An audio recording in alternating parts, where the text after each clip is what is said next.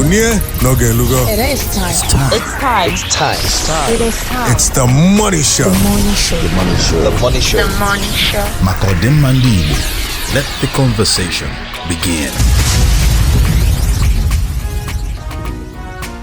Hello, everyone. Good evening, good afternoon, good morning. Welcome to the Money Show. Makodem Mandibo. Nke a bụ nkata ụmụ Igbo. Nkata ndị ọma, nkata ndị na-emepụta ife, nkata ndị na-edozi obodo. Afa m bụ Chuka. Anyị apụtazịa ebe a ka ọ na-eme. Ndewono. Thank you for joining. Daalụno. All right. This is the Money Show like we always do it. Anyị apụtakwa na Saturday evening. Keta ga-adịkwa iche, keta ga-adị egwu. We're going to do something very special today. Something very interesting. Ife ejimalụ ndị Igbo mana anyị emebe ya for some time. Nke a bụ nkata ndị Igbo, nke a bụ maka ife gbasalụ ife anyị kwesịrị ị na-eme n'ala Igbo. Ma ị nọ n'obodo oyibo, ma ị nọ na Nigeria, ma ị nọ na Lagos, ebe ọ bụla ị nọ, nke a bụ nke anyị na-eme ka anyị wee nwee ike nyere onwe anyị aka wee mezie obodo, mepekwa obodo. Ka nkene my co-host, Priscilla, nwanne m nwaanyị, ị mere anya? Nna, ekele m unu niile nọ na these spaces. You are highly welcome. Anyị abatago taa maka ọdịmma ndị Igbo. And this nkata keta ga-adị very hot maka na ọ bụkwa ihe ga-eme gịnị ga-enyekwa anyị potentials, business, ndị nwe ego, ndị na-enwe ego, ndị chọrọ ime partnership. Ugbu a, today's conversation ga-abụ maka ya. So biko, gwa ndị ya dunu, gwa ndị bege, enyi nwoke, your brothers, your sisters, kafabia, and come and do what? Join in these conversations. I'm Priscilla Amadi, your service culture evangelist. I'm Nonga Ta, Megini Ekbankata Nketa. So as usual, we're expecting other people to join the spaces. Echefukwala, share the spaces, or to chuka jikuo. If I did not get a personal interpreter kulokuna. Don't mind me. Okay, Kaiga Niru. Because today, if I get put today, basalo lubo. So ogabo what we call interactive conversation. I get one guest here. So onye obuna chole jụọ ajụjụ. I went many ways you have many options. All depend the piece where cho. We can bogota na eba na mic. We be kwuo jụọ ajụjụ gị. You get 60 seconds to ask your question. If you want, you can just go to the comment section of this space. Just drop your question. Ịchọkwanụ ije na DM. Ọ bụrụ na ị chọrọ ka onye ọbụla malụ onye na-ekwu. Maybe ajụjụ gị dị to somehow ọ dị ka ife ị chọrọ ka ndị mmadụ malụ onye na-ajụ. You can go to DM and send it, but nke a ga-abụ the last one I get n'anya. So ka okwu wee nwee ike ịga n'iru. Ma ọ bụrụ na ị nwere ife ị chọrọ ịjụ, don't request for the mic. Anyị nwere so much time for other things that are outside if anyị na-akpa now. Mana ọ bụrụ na ọ nwee ka isi wee malụ so much about ọrụ ugbo, wee nwee ike itinye something ga-enyelụ the conversation aka, to just spark it up. You can come up, say whatever you're going to say, you're going to be brief about it so that we can maximize the time I get at this show, because I'm a time-conscious people. I try how we can do this quickly without any waste of time. So I need to check out our guest, but I will be doing. In the meantime, I cannot. So I'm going to because request the mic. I will go while we are starting this conversation. And I live stream this show. We're live streaming on Facebook. We're live streaming on YouTube. Kunie Media at Kunie Media. Facebook at Kunie Media Official. Just type Kunie Media on Facebook. Hey, fine. If you want another logo, if you Malay, if you want a logo Igbo, if you want a page Malay, man, then join here. We can one day on our Facebook, now on our Twitter. Fire on Facebook. Fire fine. Then I'm not on social media. Fire on YouTube. Fire fine. Maka. I chọrọ ka anyị wee mee ife aka o wee ruo onye ọbụla, as long as onye a nwee phone o nwee ife ọbụla eji connect to internet, ọ ga-afọ ife anyị na-eme ka okwu wee nwee ike ilu more people than Twitter space. So once again, this is the Money Show. Money means maka ọdịmma ndị Igbo. It's an acronym or conversation for ndị Igbo all over the world, anywhere you are, where we come and rub minds, share brilliant ideas, and find viable solutions to our collective challenges. And ebe udo na-achị, ebe anyị na-afụ nwa anyị n'anya, anyị ada-achọ okwu ebe a, anyị ada-anụ ọgụ ebe a. If anyị nọ bụ just anyị pụta, anyị akpa nkata, mee ife anyị chọrọ ime gbasalụ ndị Igbo. So biko, ana m afụ ka ndị mmadụ na-complain na comment section, enyerọkwa mic, ma ndị na-aka ọnụ Quickly, Priscilla. Every week, like especially towards the end of the spaces, konyo bula choriku and yeah, they can no nyetum 1 minute, nyetum 2 minutes. Oh, FM choriku, oh you bua. Mobile nature, you will have opportunities in Nata the mic. In when it's in your comments, not the comment section. I will read it. Okay. So long as I'm a Gia. Tupu onye neme expecta bata biko. I'm waking no bankata because this agro business is Igbo concern, n'ala Igbo, especially because odika ndị ọrụ Igbo alawala, I don't know before on a day as in during rainy season ndị mmadụ na-aga farms, but ugbu a odika I don't understand though. Chuka inonga. I'm here. What am I feeling? I'm not even going about it. Eziokwu, because in fact, Nemeka get a jack here kawa if we did it well because amaro if my age like that. I water me. Ogurike. Umuna indicate of Benue State. Oh, a role like this. Okay, Ronyo Blabhano before this whole headsman insecurity situation went out of Manuba na Libo. In fact, as in ndị nọ n'ala Igbo na-achọ ka ha ere ala gaa Malaysia, ree ala gaa ebe ọbụla chọrọ iti isi. You understand? Echetara mgbe aha m dị younger, o nwere ndị a na-akpọ ndị ọgwụ ukwu. A na-esicha Ebonyi maọbụ some part of Abia. Ndị agha kọrọ, if they put all these ridges for you n'ọrụ, ọ na-adị very big.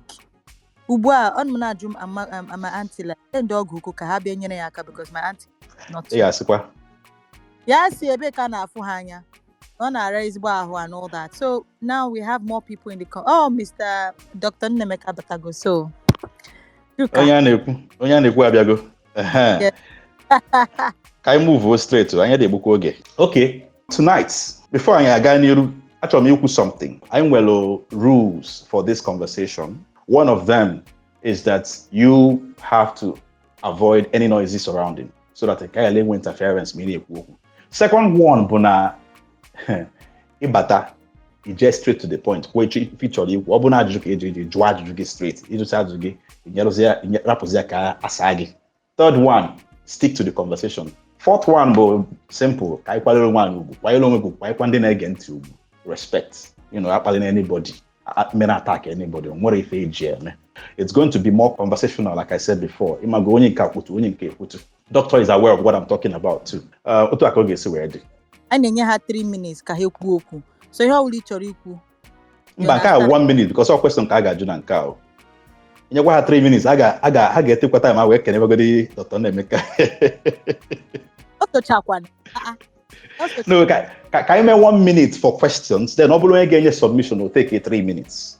I think it will because it can't how many questions I got driver today. Multiply here by 3 minutes if una somebody. But we have a guest here who is the one bringing insights. But you can add. But most of the times we're going to entertain more of questions. All right. Tonight, joining us tonight is one of us, a son of the soil, a certified financial engineer, investment banking executive, and a very active, contributive player in the Nigerian economy as an investor and as a consultant. Dr. Nnemeka Onyeka Obiariri. Doc, welcome to the conversation. Thank you so much. I want to eventually anyway. When Flafa get the first time, I want to see Bam now. My mama mbụ onye Imo State, so I want to see Bam now. Then kind of kuzoku a na topic a na kwa faganye again. Obiariri means come and eat, or onye ọbụla bịalụ ga-eli nni. So I was thinking, this man must be coming from an ancestry that succeeded in doing good farming, like because imagine when they come to your house. It's only when you have enough yam in your barn. So it looks like this thing deny your gene, this farming thing deny your genealogy. You brought today, all deny your lineage. Okay, I'm calling how that name. Case you that all right, and ndị Igbo na believe na mmadụ elu ụwa. It is believed that no more my grandfather reincarnated. My father kọrọ m akụkọ gbasara my grandfather. I said, my grandfather, kesi go ya obiareri, imobiri wa hanago mwanyi obiageri. My grandfather, Amunya in a polygamous family of 13. He was the only son that was born in that polygamous family of 13. And he was born 7 years after the last girl. So, Ochere Kamu everybody, I'm other 12 girls. Yeah, 7 years after the last girl before I put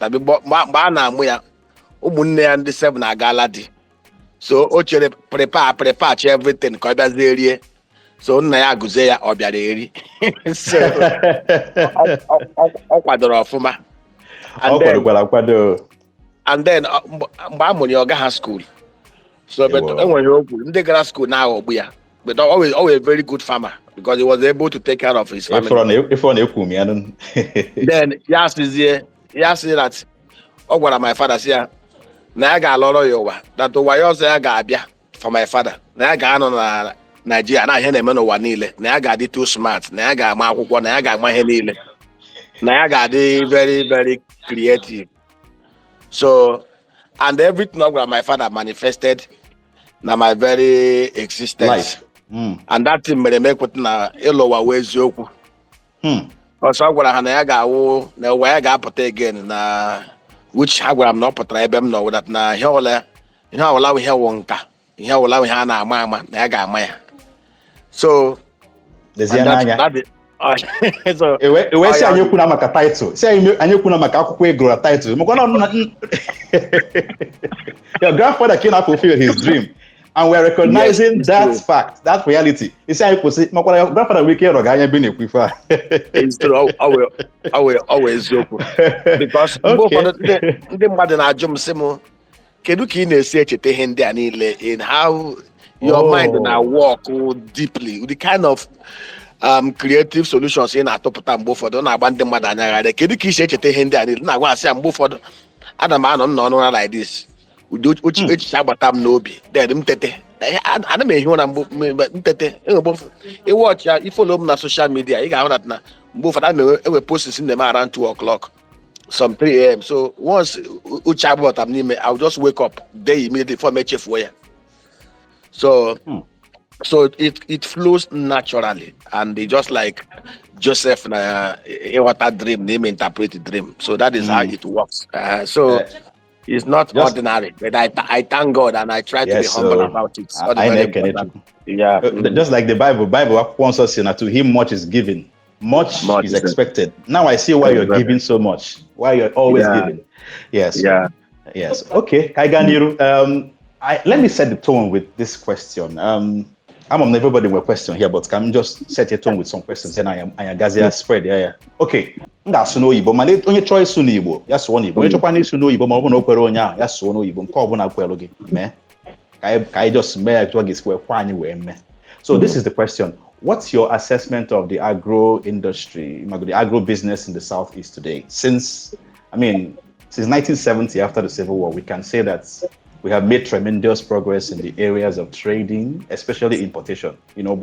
But we seem to have struggled in the area of manufacturing.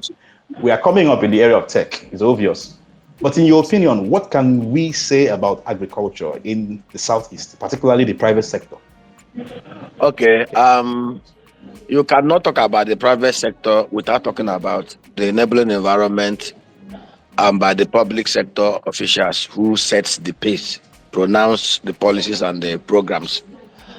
The agro development stride in Igbo over the last 50 years has been very, very abysmal, very atrociously abysmal. I want us to understand that you watch here closely between 1959 to 1966.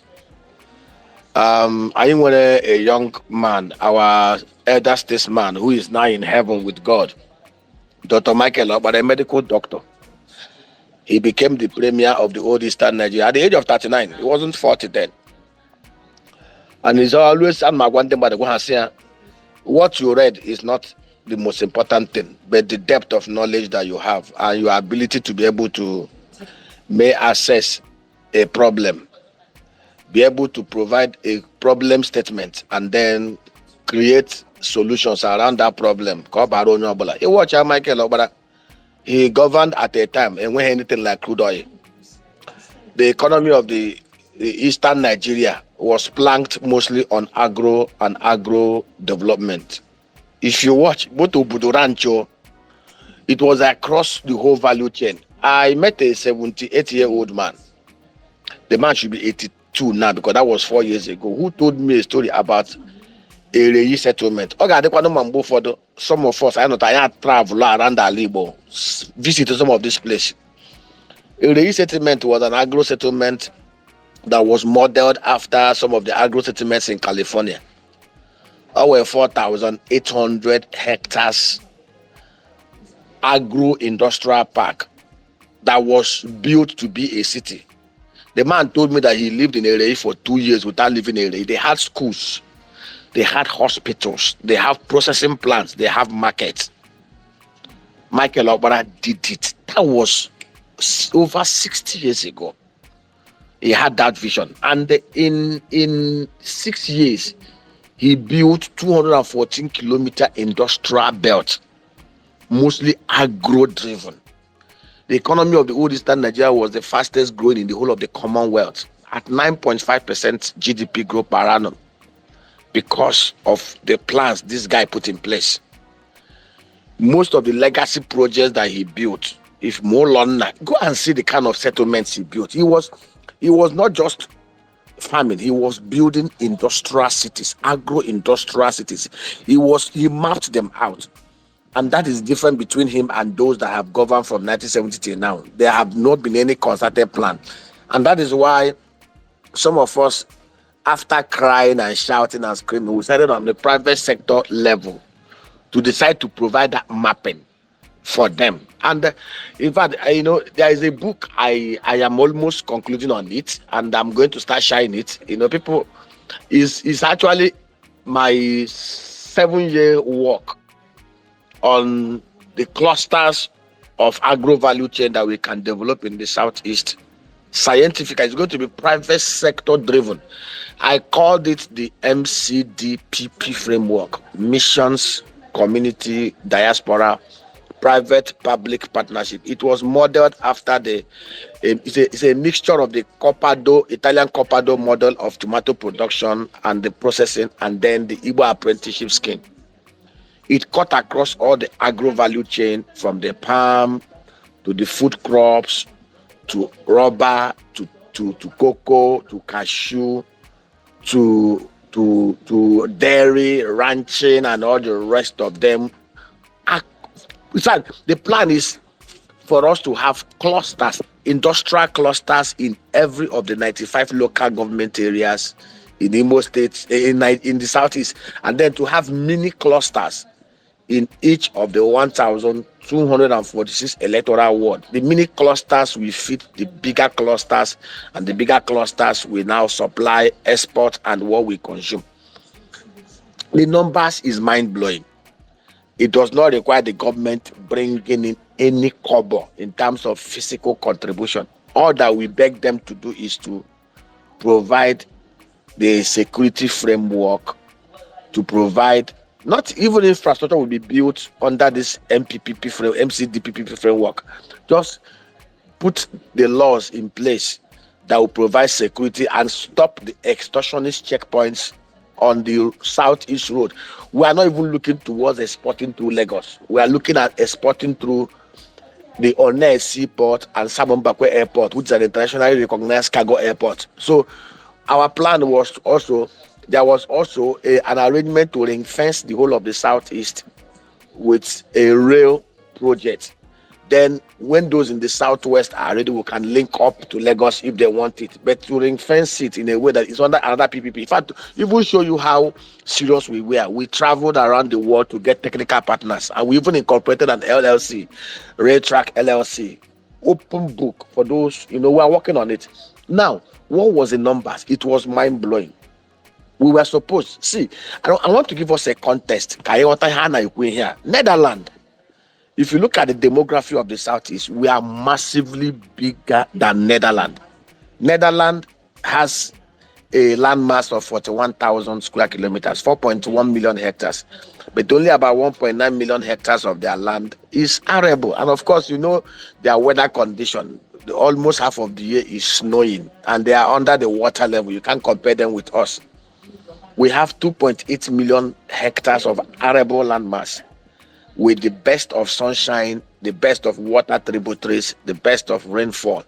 And now, interestingly, our population in the southeast, those who are living in the southeast, is about 22 million, which is bigger than that of Netherlands. Netherlands is about 18.5 million as at the last count.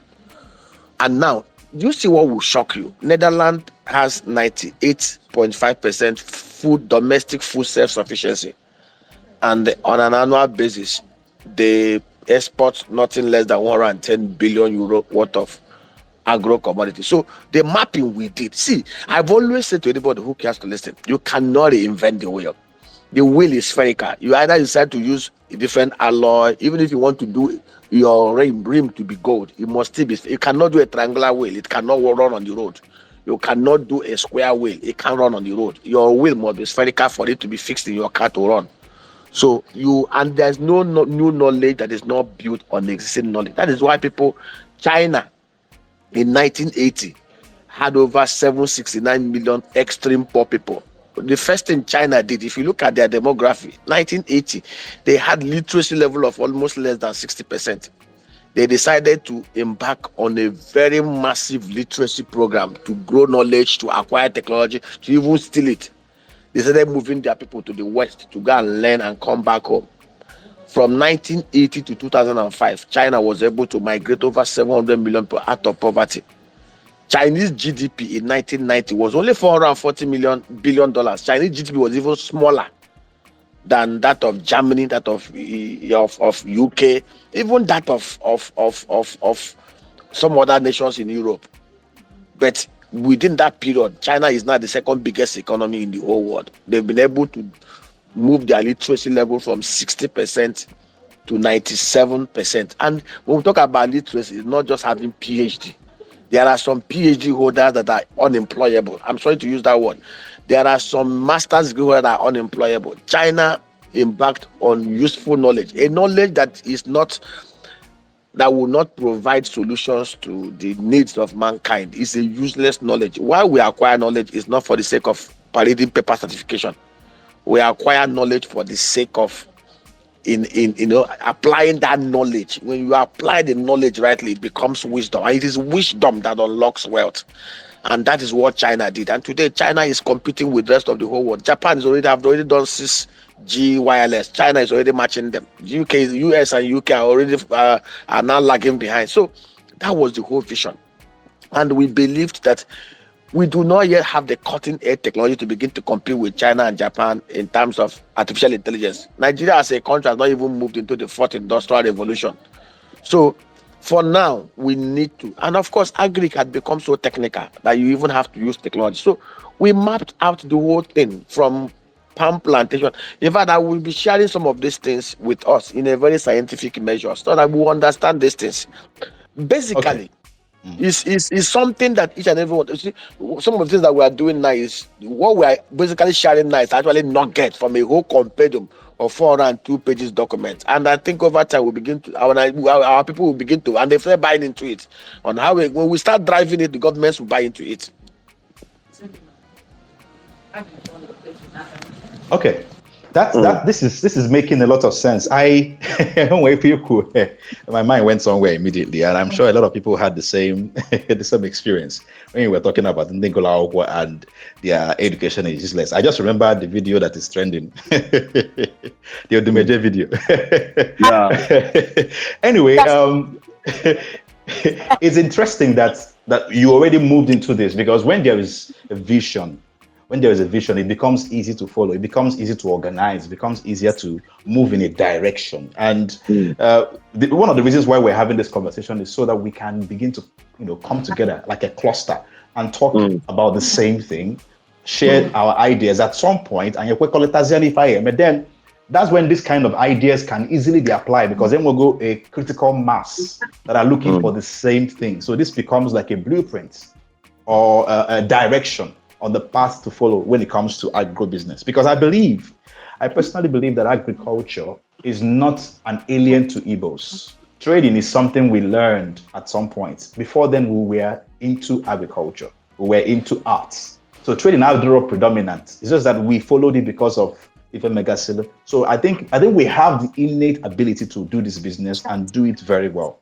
And that's why we're talking about this today. Let me ask you one interesting question. Growing up, many of us were taught that we were taught in our agri classes, especially in secondary school, about particular crops that you can grow in Igbo. You know, we were told the basic ones again, like ede, G, that is yam, oka, maize, apple, cassava, okwa, farm products too, you know, and fruits and vegetables. If I go these are the basic things I go line. What are many of them? Mana, it seems like we have moved past that today. Like by virtue of improved research and spread of new information, we're able to grow some other crops that look like they wouldn't do very well in Igbo on a large scale, fruits and vegetables included, you know. Other what I am already before, I get new before, you know. Now and it grows all those things in the southeast. Could you share some insights on what is going on, like this ongoing evolution that is happening in the southeast now? Could you share some light on it? Because I'm a go study on this and how we were able to achieve that and what is possible in the future. Let me tell you. They said knowledge. My people perish for lack of knowledge. Yes, sir. And in my here job for ya women, some lies have been told, and people have begun to believe those lies. It's like example now, people telling you, oh, Toyota is the easiest car to maintain. It's not true. Those of us who have driven American cars and driven Toyota will tell that the American cars are actually easy to maintain. But the problem we have in there, we don't have good mechanics to repair them. And we don't have good mechanics because we have not bothered to train them. And that is the same thing. We don't have good agro technology and knowledge. And that is another thing we are trying to do too. We are doing massive training program. Like as I'm talking to now, there's 2 states in Enugu and Ebonyi. We are trying to, they've approached us to roll out massive training for agronomists. In fact, within our clusters, we engage corpers free of charge. We bring them, we train them, we ask them to watch what we are doing. And we're even developing apps where knowledge can be passed. Knowledge is power. Now, let me be an example. There's this belief that onions only grow in the north. It's not true. Onions actually gives better yield in the east than in the north. It will shock you. We did 2 hectares and it worked. And I worked in partnership with a director at NIHOT, Nigeria Horticultural Institute of Okigwe, from Okigwe. We developed 2 hectares of onions and the harvest was over 20 tons per hectare. Now, to shock you, there's one Igbo professor, Professor Ibojeku. He's one of the biggest professor of agronomists in California. The guy has been very supportive. There is a species he has sent to us, organic, not GMO seed, that does almost about 60 tons per hectare. In fact, some are even doing 104 tons per hectare. Now, let me tell you what we have done. You know, we talk about being scientific. The problem is that in Nigeria, we don't plan. We looked at it comfortably. Nigeria in 2021, our domestic consumption of onions was about 1.5 million tons. At average consumption per capita of 6.7 kg, which is actually far less than what is the global consumption. The average global consumption of onions is about 12 kg per capita, which is, if you put it in naira terms, it simply means one person consumes 4,000 naira worth of onions every year, which is reasonable. But in Nigeria, I'm sure that even our research is not right, because it may actually be more than that. Yeah, but we worked on even that flawed research of Nigeria, simulating it to what we have in the global place. The global place to say 12 kg per capita. Nigeria's space is 6.7 kg per capita. And if you were to simulate it, most of the onions we consume in the southeast are imported from the north. In the desert that does not even have the kind of yield that we have here, what are we doing? We mapped out the land. For us to be able to cultivate enough onions is something you can grow twice in a year under drip irrigated system and mulched arrangement. We have in fact, as I'm talking, we have over 5 million seedlings that we have imported on this. And our plan is to bring in about 50 million seedlings, and the man is supporting us with it, and we are paying for it but the clearing it is very, very expensive, but we are bringing it in. Now, let me tell you what we're doing. The over 73 to 100 billion naira worth of onions are consumed in the southeast. We want to conserve that money in the southeast. Over 1.47 billion kg of onions, 147,000 tons of onions are consumed in the southeast. We want to keep it in the southeast. Even if we are using our already proven capacity of 20 tons per hectare, we will just need to cultivate 5,670 hectares of new onions farm in the southeast. But with the new output, with the new species that we are planting now, we can 3,000 hectares, just 3,000 hectares of onions orchards in the southeast will provide us enough. So what are we doing now? Because the governors have not banned open grazing, we are now asking people to donate their property. And you need to see the massive, in fact, my website is almost busted. People are donating their land, 2 plots, 12 plots, 15 plots, gated with borehole. What are we doing? Very simple. And we are training more agronomists. It's partnership. They bring 50% of the funding. We raise 50%. I am an investment banker, so I know where I can easily source for funding. And by the special grace of God, I have worked with the 3 years of unblemished integrity. I have worked in more than 8 banks, and anybody who knows me, without sounding anybody, will tell you, this guy is as straight as arrow. If I would have died and make sure that any money given, I've never booked any bad loan. For that 23 years, nobody will tell you I ever booked any bad loan. You cannot go to any bank where I worked for that they will tell you what I automatically do. If I see what is not happening, I walk away, and that is me. So basically, people, you need to see, bros. So we've mapped it out, and I told them, I said, by the time we are done, we are doing the white and we are doing the red crayon, and it's organically produced. We are producing liquid organic fertilizer in our pig clusters. We have pig clusters that we are setting up. We are going to be mixing it with the bird poo-poos and then the aguana and other additives. We are going to put in strictly organic fertilizer that has more nitrogenous and phosphorus content than even the synthetic fertilizer. It's not cancerous. So these are the plants. You see, for that one, we've taken over. Now, on the pepper end, we are going to if you go to the market and ask anybody, they will tell you. And do you know what we even want to do? We are going to be selling at a price. As of today now, 100 kg of the kwashokod onions that are bringing from the north is selling for 60,000. From our own plan and from what we have mapped out, we will sell 60 kg, 100 kg for 10,000 naira, and we'll still make up to 5 million naira per hectare. Yeah. That is because that is our plan. Our plan is to crash the price, create a B2C market. We are going to create an app where people can stay in your house, you order it, we'll come and deliver it. What we want to do is to show these guys that we can feed ourselves, we can feed the rest of Nigeria, and we can make our people eat and eat well without breaking the banks. Because it's a simple law of demand and supply. We know what the demand is. We have practically zero supply, domestic supply in the southeast, but we know what the demand is, the conservative demand. And our plan is we're going to produce 3 times the domestic consumption in the southeast, so that our brothers in the south and southwest can also enjoy. And those in the north, middle belt, let me tell you, when you are producing, go and ask anybody from Kebbi to Katsina to Zamfara, the onions belt. Their highest output is about 20 tons per hectare. We are going to be doing 60 tons per hectare. Have you bothered to ask yourself, why is it easy for somebody in Malaysia and Indonesia to plant his super gin and terra plantation, process the oil, and he will ship the crude palm oil from Malaysia 11,000 kilometers to Nigeria, and it is cheaper here in Nigeria? Do you know why? Because their cost of production is relatively cheaper. Their per hectare yield is 60 tons, 30 to 60 tons, whereas our own kwashokod palm plantation does only about 3 tons. So no matter how hard we work, no matter how hard we plant, we can't be able to come. So basically what we are trying to do is from tomato to onions to bell pepper to habanero, to carrot, to cucumber, even otazi and oziza, we are doing them. So our plan is, it's a very scientific plan. We have locked out the government, because under our gated environment, we'll have your wall and we'll put our gate. No herdsman can come and break into our gate.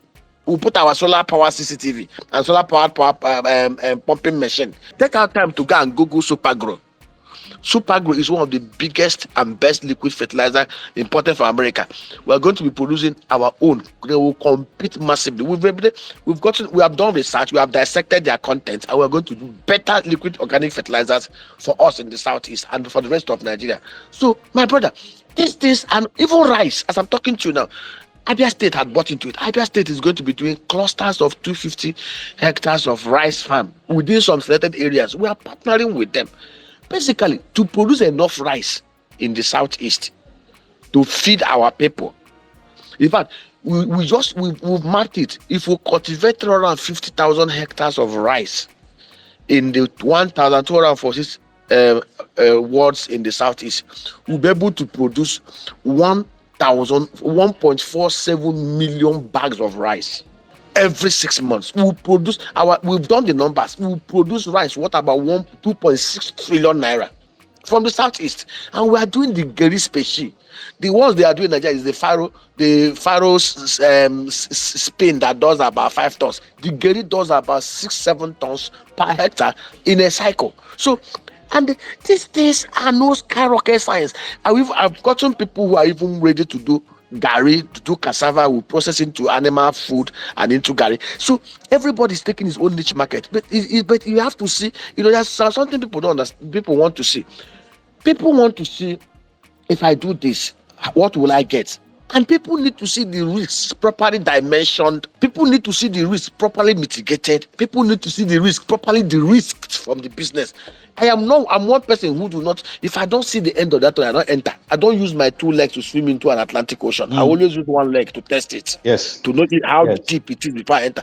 I have lost money, and I won't want anybody to lose money. And that is why you see me, I'm very particular about gated arrangement. Those who who do not have gated environment, but who live within areas where they can protect their place without people coming. Because I don't want, after working, somebody will come and harvest your fruit in there. Even for the palm trees, we are putting a plan to plant 124,000 hectares of palm plantation. We are putting a plan to do about 60,000 hectares of cocoa, the hybrid cocoa. We are putting in place plans to do the same number of cashew, and we have talked with some Indians that are willing to present plants in the southeast if they see the numbers. We are doing even the WB4 species. Guys, we can create a $20 billion annual agro revenue market in this, and we will. Absolutely. Nothing can stop us. Absolutely. Thank you so much. Doc. And all this is coming from massive research. I really, really admire that. Like, it's super impressive. And we thank you. We are grateful that we have people like this who are deepening their efforts and their minds into great things that can be done, just like were done in the past and at a different level. Let's take some questions. Hello? We're going to take some questions. But I'm listening. I'm here. I'm listening in. I'm listening in. Okay. What we can do, one of the things we can do is that we can take questions. We can take like 2, 3, 4 questions. If it's possible for you to note them down, or you can, then when you come, you respond to them accordingly. Yes. I know. That's what I would. Okay. That's one of the ways we can do it. Okay, no problem. Once again, I just want to remind us that we are not going to have this space alone. So if you're here and you like what's going on, please share the space, share it on your DM, share it on your WhatsApp, share it on your page so that people following you can see it on their timeline. We are actually live streaming this on Facebook and on YouTube, so others also can hear and participate in what we're doing. At some point, they will be able to join us on this space through some things we're working out. Because naturally make an appeal. We have had women sometimes on this space, but very few. We would like to have more female participation on this space. So if you're interested in this conversation, please request a mic, come in and ask your question. It's open to everybody. Let's have some kind of balance. All right. This is the MONI show. MONI means Maka Odemma Ndi Igbo. This is a conversation for progressive Igbos, where we gather to share ideas, rub minds, and find solutions to our collective challenges. And for actually, please take your time, be precise about your question, go direct to the point. Service culture. Priscilla, do you want to take it up? Yes. Oh, ichetakwa muna anyị nọ nga na they can follow us because you make the opportunity just follow us so that again they see all these spaces and information all will actually pass it out again all the nukumpa for us to get involved na how will gbasara Igbo all the now more than ever all our generations with that particular responsibility na azo to build it back otu oga masị onye ọbụla, you understand, and one of that is that biko follow us on social media. If you can interact amongst yourself, please do. Onwe ma ọ bụrụ na ịchọghị ịbịa na speaker session bụ akwu okwu inwe ike ide your questions in the comment section of the spaces. I'm here aga m ajụ Dr. Nnemeka ajụjụ ahụ. And then Marana, this particular information I na pass it out. Or wuka is just happy about it no how will haneme. What's important is that you get this information man is way. If you have to participate, more bring to one plot of land in your villa, try using it for something. The issue of farming in the East is a major concern. I travel to the East most of the time, and most young people don't want to. They are not interested. I try to know that thing. Mana ego ne. Here Peter we neku see from production. Honorable Sochakwa na consumption and production. So let's take this very seriously. Again, don't forget to follow us on social media to be a part of every conversation that goes on. Going forward is always going to be like that. Should we let them ask these questions now? Yeah. Or let's take the questions. We can take like 5. We can start with you if you want to ask a question. We can start with you, or if you want to wait, we can start with another person. Mecca has been here. Yeah. And he was, I think, Mecca and Megzis. I'm not maybe before the other, but any of them can go first. The other one comes after. Then Uchenna, then Sakris. We have 4 people here. Then Kasme. So who do we start with? Mecca. Mecca, let's hear from you. Give us your question, please. Or Megzis. Okay, sorry, Mecca. Megzis, let's hear from you. Okay. Yes, can you? Okay. So, Doc, question nwe bụ onye na-akwado ime habanero bụ pepper, tomato ma ọ bụ bell pepper. Kedu ụdị greenhouse ọ ga-alụ? I mean, ndị unu lugolo alụ. Is it a greenhouse? Is it a shade house? Or is it a net house? Especially in the Megona East, because sometimes the kind of house in Alo determine what output and what you are trying to control. Question also okay, is that going to cause? Ko explain go to the partnership fana with prospective investors. Kedu ihe investor na-eweta? Kedu ihe onye ha nwa n'onwe ha na-eweta? And how does the profit and all of that go around? Those are my questions. Thank you. Dalo, thank you for being very precise about it. Okay, Mecca, Ganiru. Hey, good evening. Okay, the question of Ijo, something from this man, the former Eastern Michael Opara in particular. So I've tried to study him. What an agricultural revolution on me from that time of from like I think 6 years, 1960 or 59 to 1966. The blueprint to use imago rise the economy of that time. And it seems like you guys have recognized now this space now from 1970, whether it was East Central State or Old Anambra and Old Imo and the 5 states that we have now, none of them have followed this blueprint. And I think that government is a continuous thing. And I don't know the reason why each of these states that were carved out from this old Eastern Nigeria followed that blueprint. And I want to ask this. I want to ask Dr. Nnemeka whether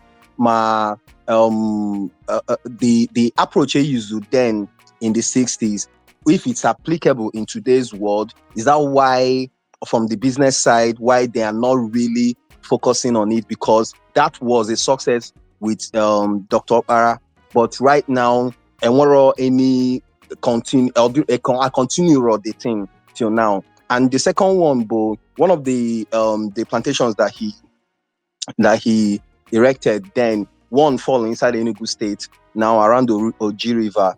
I can't remember the name, but the state government now that Mr. Peter Mba now sold it or have this arrangement that wasn't really public. The next thing, it was made public that they have it, that the state has have a deal with this pragmatic company like that was created for like 5 days, and next thing they bought it for like 100 million. So my question again, Bo, I understand that government is supposed to not China business. So is it something to encourage? But it was a success during Okpara. So why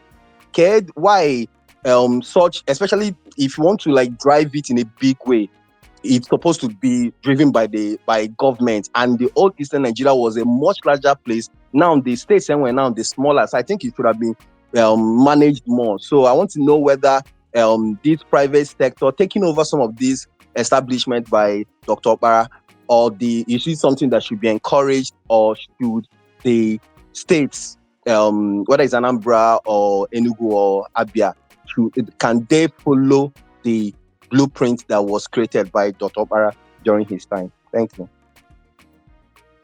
All right. Dalo, Emeka. Emeka, who mean about this Mecca? Kamal. Yes. Okay. All Mecca can happen, no. So Okay. Okay. Dalo, I just get it very, very clear, and it's a beautiful question. Okay, next question. Uchenna, let's take your question. Okay, I can imagine. Sir Chris, Pico Ganiru. Yeah, thank you.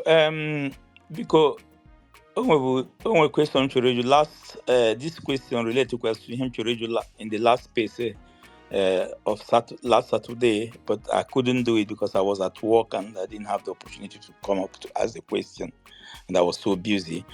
Mchubuko highlighted the problems or the difficulties most of us in the diaspora are facing while investing in Nigeria and Igbo in particular, and also what we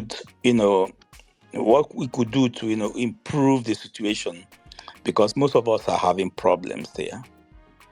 Then again, because he thought of. Sorry, let's try and make your question a little clearer. If you probably or related to agro business or related to Igbo. Yes.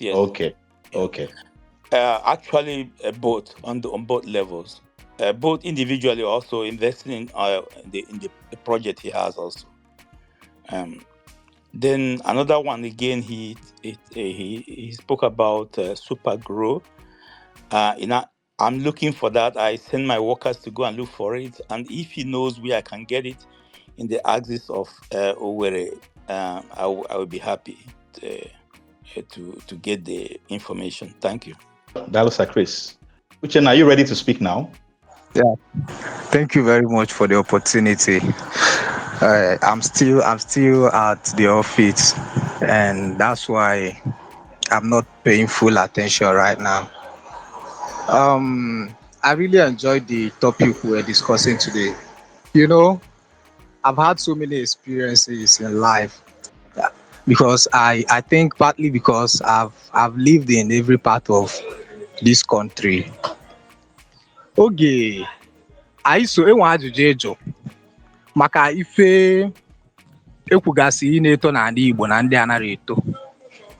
Echete m ya vividly. Chelukwa, do you want to ask a question? Yes, I want to say something, then I'll ask the question. Ajụjụ na-ajụ ọ maka agro. Mana Yes. enwe rule. Ka ya lepo na ife anyị na-akpa. Yes, because let's stick to the conversation. Okay. So ajọsụ m na-achọ touchlight na that thing ikwu gbasalụ ife agwa anyị na-eto n'ala Igbo na nke anaghị eto. One of them bụ beans, ma millet na ndị otu ya. Mana enwe ụbọchị m na-aga n'Ọka n'Ọkpụ nọ wee fụ ebe a na-ayafu afịfịa wee fụ na beans emenie wee mịpụta mkpụrụ ọgbọkwa ake the beans. So I was like, eche m na this thing anaghị eto n'ala Igbo, you know. So since then mgbe ana m eme research achọrọ m anọ m currently ebezi m n'ala Igbo, ebivu m na port, but because of all these things na-eme, I intentionally came down to ala Igbo Biagwe. I've been researching, trying to go into agriculture, and one of the major crop nchọ ịba na ya bụ pepper. So edegolumo one of our brother nke na-enyevu lecture, I cannot rightly remember his name now, but edegolu me a message where my intention. So if I'm one na-achọ ịjụ kịta abụọ this thing or the possible na just or the possible na ya achieve with this thing as without involving the government fully, because na more na they believe na any massive project na-abịanụ ọ bụ na government adịrọ in support of it, na that thing nwere propensity to crumble. So that is just my concern, because ọ bụkwa na plan eji abịa the thing na ọ ma mma magbuo onwe mana ka a esi wee mee ka gọọmenti wee dị involve na this thing achọghị ime.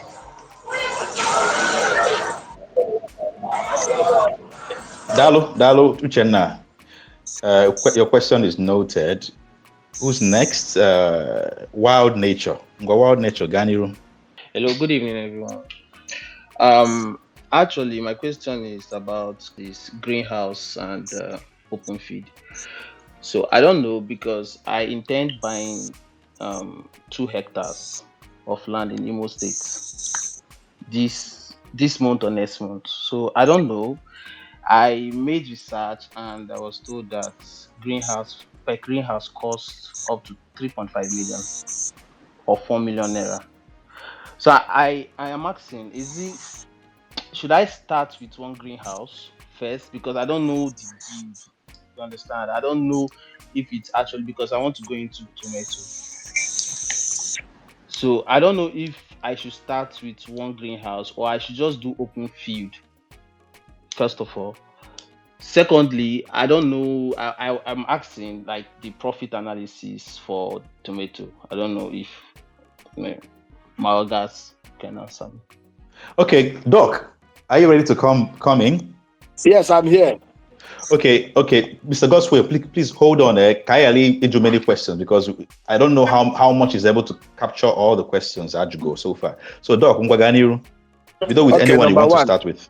Somebody talked about government must be involved for a thing to work. It's not true.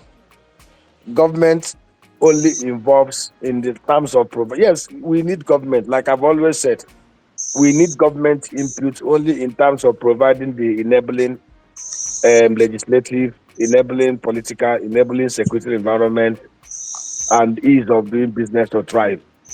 Outside those core areas that we have enunciated, the act of wealth creation involves mostly the private sector. It is the private sector that creates job and employment.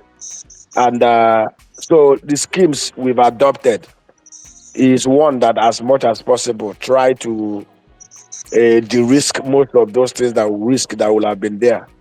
And that is why we will say gated environment or environment that are not. You know that in Igbo land, there's a way we normally do our farming.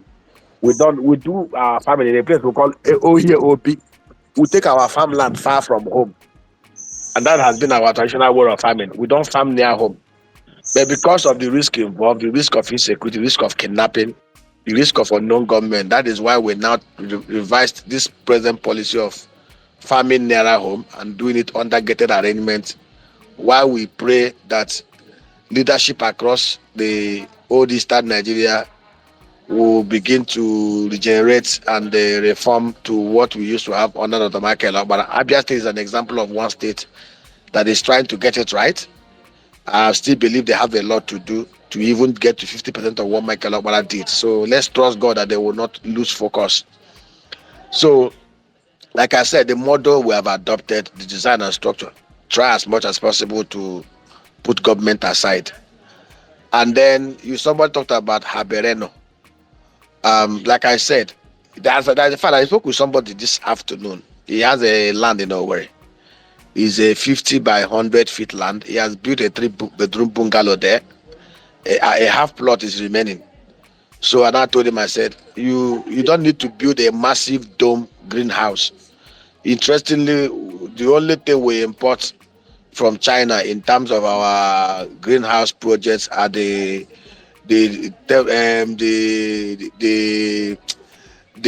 solar rigs, the nets, and the temperature measuring conditioning instruments. That's the only thing we import. Every other thing we fabricate it here in Nigeria. And mostly, if you look at what Desengov is doing, Desengov is even, and what you will see clearly, similar to our own is even more sophisticated. So basically, we can do a smaller size greenhouse to be accommodated within that particular space. The most important that you're producing enough to provide alternative supply, domestic supply for those within your locality. So everything can be conditioned. Those that want to do, that can do to it. Like as I'm talking to you now in Abia State, we are partnering with the mayor of Abia North, Omaya North, High Chief Victor Ikeji.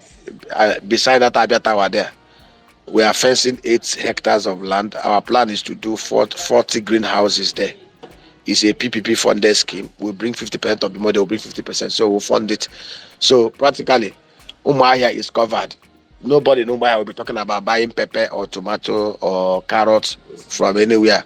And we will produce at a very more if you bring your carrot, your kwashoko carrot or onions or pepper from the north, you're wasting your time. You're going to lose market, because if you're saying at 10,000, we'll sell at 15,000, I will still make more profit than you can ever make in your life. Because we have removed logistic cost. Nobody's going to be extorting from our truck from all the way from Kano to Umuahia. So it's B2C, market to consumer. And that is it. So there is no, let me tell you, there's something I've discovered in this life. Whenever I see problem, I jump up. Do you know why I jump up? Problems are well of wealth. Only those who are creatively providing solutions are the ladder. Once you provide creative ladder, you'll be able to draw from that well and drink. So whenever all these problems you see are when the guy in Niger State said he was banning food trucks, I laughed. In fact, I rejoiced, because we have been telling our people on the need for us to provide food for ourselves. You need to see the kind of our website, www.cefapco.com. You need to see the kind of requests we have been getting from Nigerians across all over the world. Somebody even called me from Japan. He has 4 plots of land with borehole. We are helping him 50-50. We'll develop it, we'll offtake everything that is produced there, and we'll sell. Let me tell you, once you're able to produce quality, better priced product, nobody can compete with you. It's just like, imagine where Bentley, you import a Bentley from America, and the Bentley is here, lands here for say $500,000, and then Bentley set up a plant in Aba where they can source most of the material, to the same material they used to do Bentley, and they can produce for $300,000. There's no way somebody will bring Bentley from America and he'll sell more than the Bentley assembled here in Nigeria. So that is it. So guys, I don't know if I answered most of the key questions, or is there anyone I skipped? Okafor. Somebody was asking about the companies or the settlements that set it up. Those things that Michael Okpara set up. Yes. Okay, like in Abia State now. The Enugu State. Okay, I don't know about all Enugu States. I want to, like, Adapam is not doing well. Adapam is not doing well. Adapam was set up the same time they set up Okomo and Presco. But in those state governments, we are smart enough to privatize Presco and Okomo. Between Okomo and Presco, they do almost about 100 billion naira turnover. Adapam has been uselessly lying dead there in Imo State. It really has been lying dead. Interestingly, 5 years ago, one of my friends, Eken Nana is a shipping merchant, magnet in Finland. He's a very wealthy billionaire. He has over 6 vessels. The guy has one of the biggest oil and palm kernel oil mill in Ahafia. The guy wanted to take over the Erei palm settlement We were working with him to raise 10 billion naira for it. The whole funds were ready. But why he could not get the Abia State government refused to give him CFO. The PDP government, they refused to give him CFO. And later they were now trying to see how they can use his company to bring out the money and share it. The guy refused. So it's a terrible thing. And the guy angrily went back. It's as if he's not hungry. The money he makes from his shipping, Agri cannot even give him 1% of it. Yet the guy wanted to create so much job. You know, if you need to see him talk, the guy is full of anger and everything because he has a massive investment in the Southeast. But they've refused. So I just pray, Dr. Alex, like I give an example, where we have our agro park in Ohafia. We even sponsored them to survey it. The state government could not provide money. Abia State government is owing me 8.5 million naira. The money they used to survey the land, I brought it. After surveying it, we had an MOU with them. They went behind and changed that MOU because they saw the business plan we did and the numbers were looking so beautiful. They changed the business plan, the MOU, and balkanized land into 3. As I'm talking to you, the whole in Abia State. Yes, you know, Ohafia to be precise, or Ohafia, you know, and we've been having that. All they see, they could not provide security. All thereafter, we lost over 3.8 million naira in that place to insecurity. We brought bulldozers. Because I did a tour of one massive Cavendish banana orchard in one of the West African countries. The guys came in 2006. They've done 1,700 hectares of Cavendish, and they make $53 million export every year. And it was the former governor who opened my eyes with that. I said, okay. We did soil, we took soil samples from that place. It matched what we had at Tumboro. We brought in bulldozers, began to clear. Our plan was to do let us do the first pilot, 10 hectares. And we had 2,600 hectares there. So even if we do 1,000 hectares, we can make almost about $40 million from that place. Do you know, we did everything. One night, bandits of Meda came in and they used acid and destroyed the place. The Abia State government got a Supreme Court judgment over the land, and those guys were still struggling over it. After we begged them that we can even come and do another one in their own community. As I'm talking to you, nobody was arrested, nobody was prosecuted. Our bulldozer D7, they brought out acid and poured into the engine. You know, they destroyed practically. You know, I've never seen that kind of thing. What do you think is the reason for this sabotage? No, let me tell you, it's you know, whenever they take this, they are drugs. You know, yes.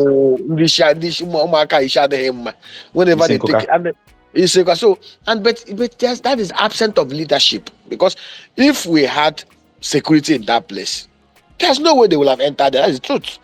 If government had lived up to their obligations, you know, so, and that is the same issue we are having everywhere. Sorry, was this under PDP? Yes, it's PDP government now. This thing cannot happen under Alex Oti. You know that one now. This thing happened between 2016 and 2022. And now, let me tell you what will shock you. I met one of the Chinese commercial attaches in the Chinese embassy. And the guy told me that annually, the Chinese consume about $64 billion worth of pork.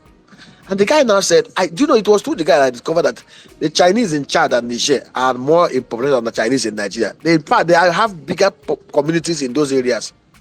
The guy now told me that in sub-Saharan Africa, the Chinese in South Africa consume about $3 billion worth of pork. And they import mostly from South Africa and from Brazil. And the guy now opened my eyes how we can work together. He will show me the species that I will bring and the setup and how they eat it. They always like their own bread. So he even sent me the sample of the abattoir that we're going to set up, you know. And he now communicated some of his guys where they can be getting their supply. Nah, that is how I quickly went to my village. I bought 300 hectares of land, 300 plus of land away from the community, because you can't, because of environmental impact assessment that we did. You don't do that in the area home, you know. And we set up a massive pig pen.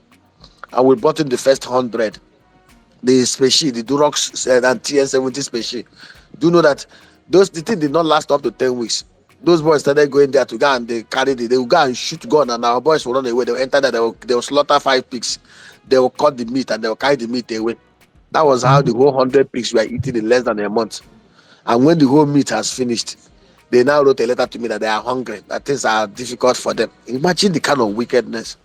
So you're hungry, all you need to do is to go and slaughter a pilot scheme, because the pilot scheme that I set up to create wealth. Because the whole plan was that if we can have a cluster of 1,000 of it in every local government, in every electoral ward in the southeast, we will take over the whole of the South African market, supplying the Chinese. Ask anybody, go to Port Harcourt. They butcher 500 of those pigs every day. And even beyond even the pork meat, why I set it up was the guy mentioned to me that we can actually biodigest the pig poo to produce enough methane, produce biopower turbines, and then produce organic fertilizers. These Chinese are so deep. And when I ran the numbers, it was, in fact, I will share with you guys the documents. There's nothing to hide. Because when you see these numbers, you would think that we are crazy in this part of the world when we are not seeing what other people are seeing. America export over $10 billion worth of pork into China, despite the fact that they are fighting. And we have a big market in Sub-Saharan Africa because those in North don't do pig because they say it's haram because of the religion. So they left it for us, and which we will have done. But our people are not. You see, do you know that if you have a cluster of 1,000 pigs, pigs, they are one of the most prolific animals in the whole world. Pig litters 2 times in a year, and a healthy, well taken care pig can litter up to 28 piglets every year. Do you know that if you have a cluster of 1,000 pigs, you can be able to generate over 3,330 what they call it, 0.33 megawatts of power within that your locality. A cluster of 1,000 pigs in a year, with the number of pigs it will litter, will generate enough power, will generate enough biodigested gas that will power 0.335 megawatts of electricity. People don't know this. So, guys, like I said, any of the, I've told those governors, I've approached most of them openly and secretly.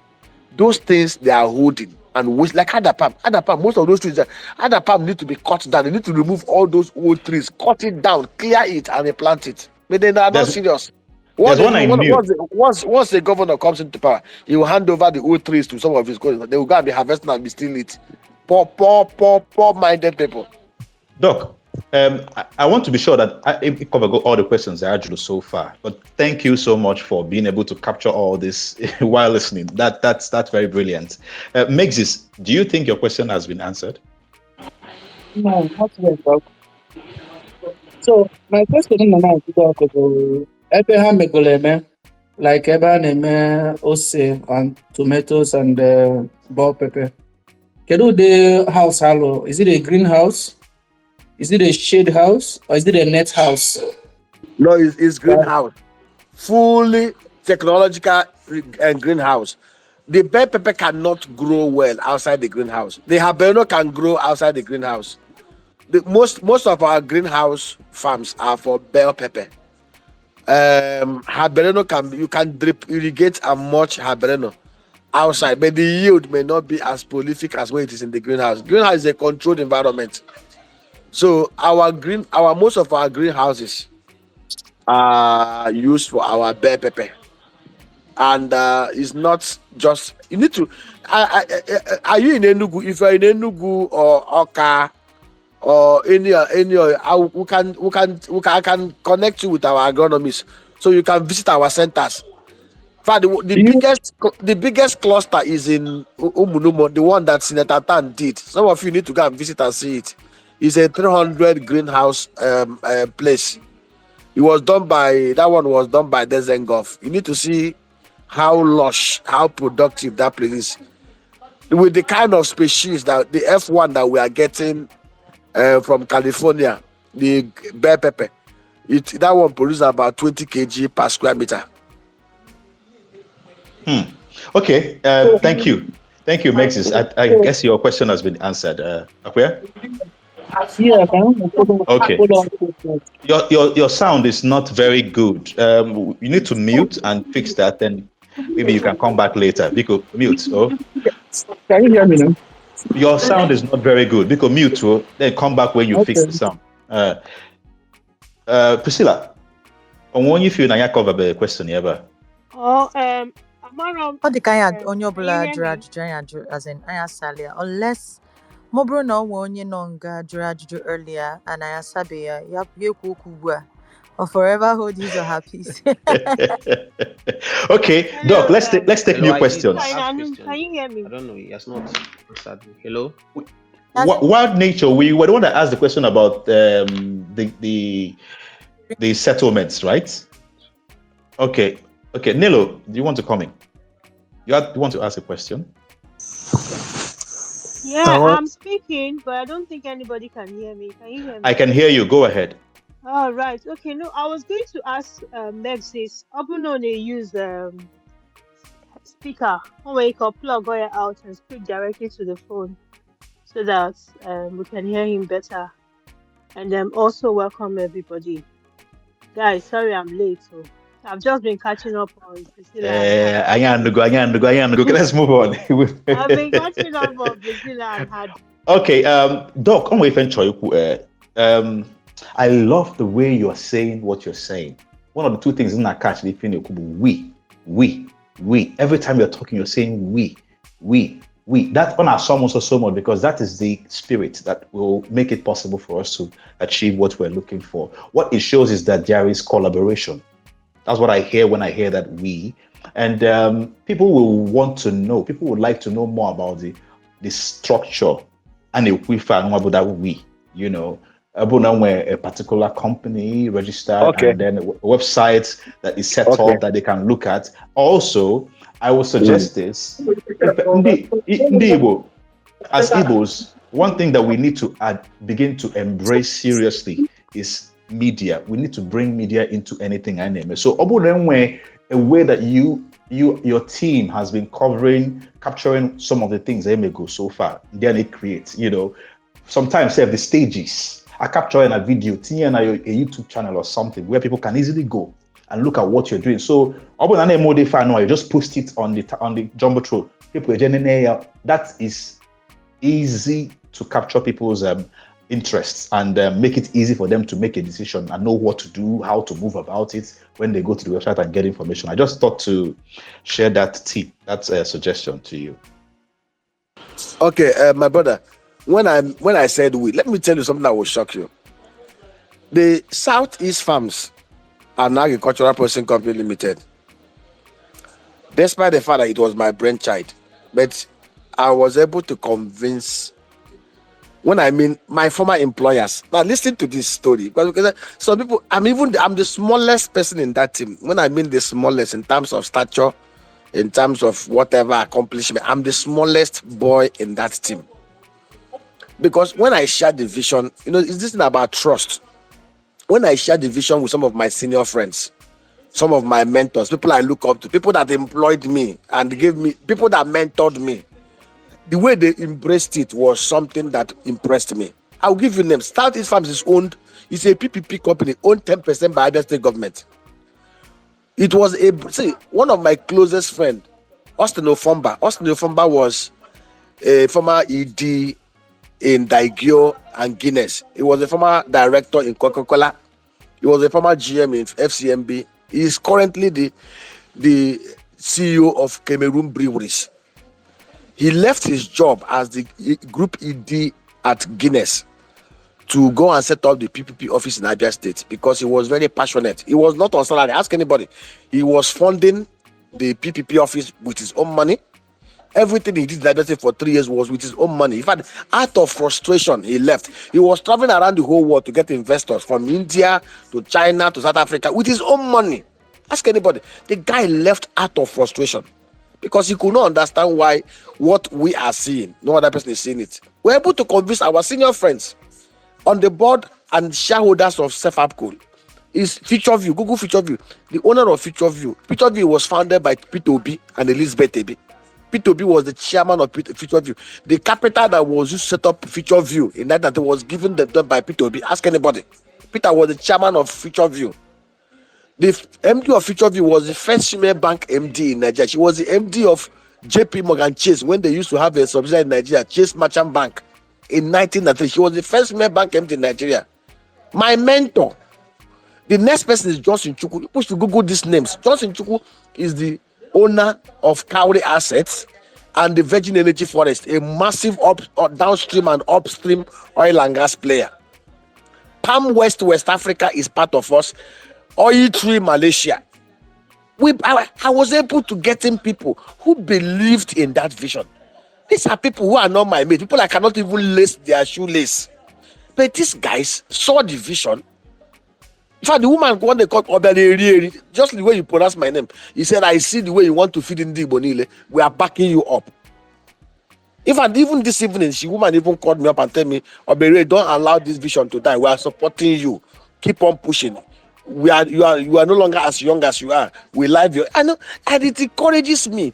And the truth is, I wouldn't have been able to have their trust and their support if along the line I worked for them. See, these are people I worked for, so they were my employers. It's like you employ somebody, the person went through your office, just the way Jesus Christ employed disciples, and they saw me, they trained me, they raised me, and they know what my visions are, what my principles are, and what I believed in, and they've been backing me.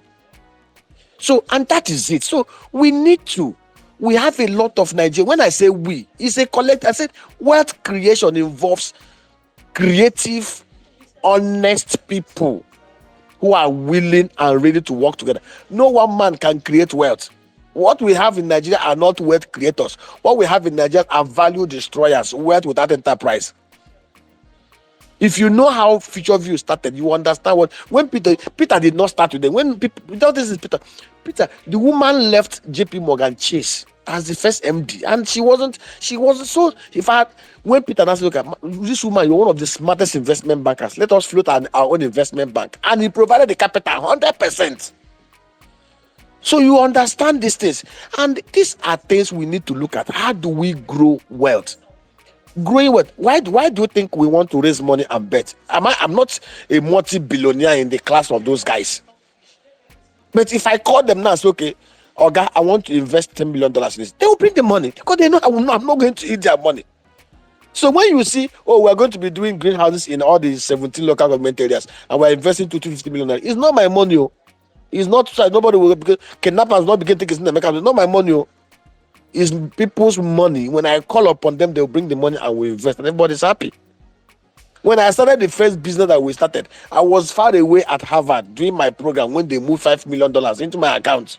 I wasn't in Nigeria. They weren't scared I would run away with their money because it's something you have built over time. So, and it's something every one of us must imbibe and learn. Trust is not something that the people throw at you. You must earn it. And one simple small thing, you will scatter that trust. You already make up your mind that you make up your mind that you want to do what is right and do it well. And I can tell you, we have a vision. And what is that vision? Simple. We are going to be doing 18,690 greenhouses in the 1,246 electoral wards, 15 per ward, and we will do it. We have a plan to do 100 hectares of palm plantation in every of the 1,246 electoral wards in the state. We will do, as I'm talking to you now, a lady, a medical doctor in the US is doing 5 hectares in Idato in his own ward. We're encouraging people. Do your own word, we'll help you set it up. So okay. And once we have 100 hectares in a place up to 5,000, we'll set up a factory there to process. So these are no skyrocket science. One more thing, if you can make a tweet and put, or you can even send it to me on WhatsApp. Send me a website, the website where people can easily go and get information about what you're doing. I will put it on the Jumbotron so people can easily go there and look at it while we're talking or before we're done. I want to take one more question that I think you missed. I had to get the person to send it on the DM. He said, I asked if he could highlight the problems we have in diaspora, what we might be facing in diaspora by investing in agribusiness in Igbo, and also if he knows where I can get Super Grow and around Owerri. I don't know what Super Grow is, but I think you might know that. Around Owerri axis. I sent my workers to look for it, but they couldn't find any. No, Super Grow organic fertilizer. I will get it and deliver it to them. I will send it to them. Let the person drop the location and the contact person. I will ask my agronomist to send it to them by Tuesday because Monday is their sit at home. Okay. I will do that. So thank you, sir. The issue of diasporas, let me tell you, I'm not saying that I don't. You know me. I don't know how to bend the word. I don't need to how to call black color. Black is black. The problem diasporans have with Nigeria, 75% of Nigerians are thieves. We have, if we are not thieves, we have tendency to be thieves, because there's no way we will have 95% thieves in corridors of power if 75% of us are honest, and that is the truth. Most Nigerians in diaspora have gotten their fingers burnt. If you hear their stories, you will cry. I give you an example. I sold a property in Lekki Phase 1 to set up a factory in Ohanze, Obingwa local government area. A 54 tons per day capacity palm kernel oil plant. First of all, the guy that I set up, I sent to set up for me, I disbursed money for him to buy raw materials, 11 million naira. He diverted my money to buy cars for himself and his wife, and diverted the money. The matter is still in court. I brought in my own nephew to go and help me revive that place. My nephew sold 2 of my machines, sold a 33-liter tank, 30-liter tank I bought, and sold motorcycles I bought for them to use, and disappeared. My nephew, my blood. Now tell me, I am in Nigeria. He did not even bother the fact that I can even arrest him, I can track him. So these are the same problem. Most diasporas, if they tell you their stories, you will weep. You know, I say to anybody who cares to listen, the greatest export of Nigeria are our diasporas. You know, when we see all these people junketing around the world looking for investors, they are deceiving themselves. Do you know that if we have the right policing, judicial framework in place, and we have the honest people in our system, diasporas can easily move in $50 to $100 billion annually into our economy? You see this diaspora inflow of 25 billion we receive every year, dollars. It's actually their chicken feed though. There's no diaspora that will work hard as a medical doctor in America and he will move all his money and come and put in Nigerian bank here. It's not true. Whatever you see them set in Nigeria are chicken feed. There are things they know they can give away and forget it. I give you an example. A young man in Canada called me one day that what will he do? I said, don't give your money to anybody, eat your money. I said, don't you can do it? He said he wants to borrow $10,000 from his bank. I said, borrow, buy a car, ship the car to Nigeria. We will help you to sell the car and then return your money to you. That way, at least you have control of what you are selling. Nobody will tell you stories. But you know one thing I will tell you? Nigeria happened to him. He bought the car in Canada and sent the car here. After about 1 year, he sold the car. Of course, he made profit though. In naira equivalent of what he wanted to sell the car in naira when he bought it in was what he sold it. But by the time he changed the money back to Canadian dollar, it was $7,000. The guy is now owing $7,000. He had to pay money he did not eat because Nigeria happened to him. He brought the car in when the dollar was about official rate of about 430. By the time this Emilokon group happened, the thing went to 1,200. He had to buy. He had to cut his loss. Now tell me how you're going to convince that young man to bring in, to go and borrow dollar again and bring it to Nigeria, even if you put gun on his neck. Diasporans can bring in money. But I tell you, okay, I'll give you an example of the farm that we want to do in Idato. 2 medical doctors, husband and wife, they bought 9.8 hectares of land. They want to, do you know why they're starting with only 5 hectares? For 4.5 hectares. The woman and the man told me that the money they are bringing to set up that one is just that's the word they used. That they've told them of how people go to people's kitchen to go and carry their soup. That if hunger is so much in the land, people can go to people's kitchen to go and carry soup. That they won't be surprised they will be going to the farm to go and steal it. That if these 5 hectares work, that they will come and do more. But if the 5 hectares does not work, that they are willing to lose the money, that money will not kill them. Imagine that kind of, how can somebody be investing in his own town? He has already made up his mind he's going to lose that money. Does it make sense? And it's not as if these diasporas are stealing this money. These guys are working their socks off. So we need to sit down and ask ourselves this question. We need to look into this. No, when we talk about, politicians, they are thieves. Ask yourself, am I a thief? You have to ask yourself that question. Am I a thief? If they put you in the place of any of the APC ministers, you will even steal more. It's a question we should ask. Because I say it. If 75% of us are honest and sincere, there is no way these guys will get to look at Imo State. What happened in Imo State? 305 electoral wards. Polling units. I think it's about how many polling units we have in Imo State. Youth corpers, we are collecting $100 to doctor results. And I'm sure those youth corpers, that $100 has finished. And most of them today are jobless and unemployed. Because there's no way these guys will have rigged the election. And let me tell you, 99% of those who conducted the election in Igbo State are Igbo. There was no Yoruba man or Hausa man. The coppers who collected money are Igbo coppers, and maybe some sprinkling of other people that came to serve in the Imo State. The electoral officers are Igbo. The INEC person, IREC, or whatever, is only Igbo.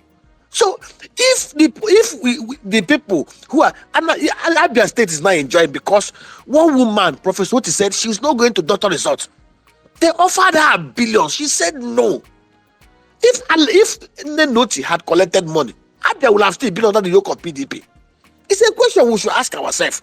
If each and every one of us can, and let me tell you, poverty is not an excuse.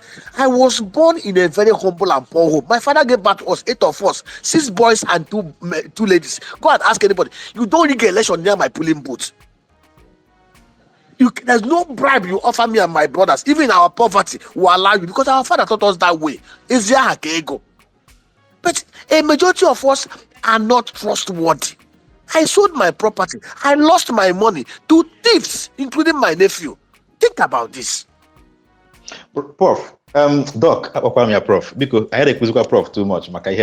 Anyway, thank you so much. Thank you so much for touching that conversation. That is very, very touchy and very important.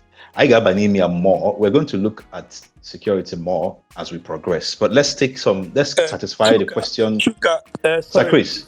Can I just Yes. chip in more, because I asked that question, okay? And also the answer. So I'm following you, Doctor, now, because I asked a question about the super grow because I've been looking for it and I can't find it. I need it urgently because most of my what I planted are growing now. This is the stage, to spray the super grow on them.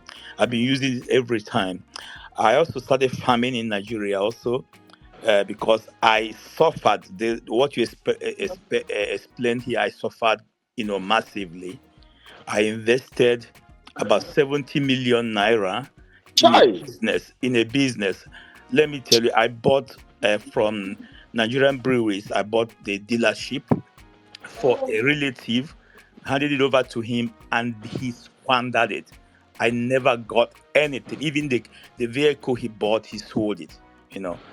And this is why I decided to, and I borrowed that money from a bank in Germany, and I struggled and paid the loan back. You see, how it pains. I was pierced. And this is what we suffered there.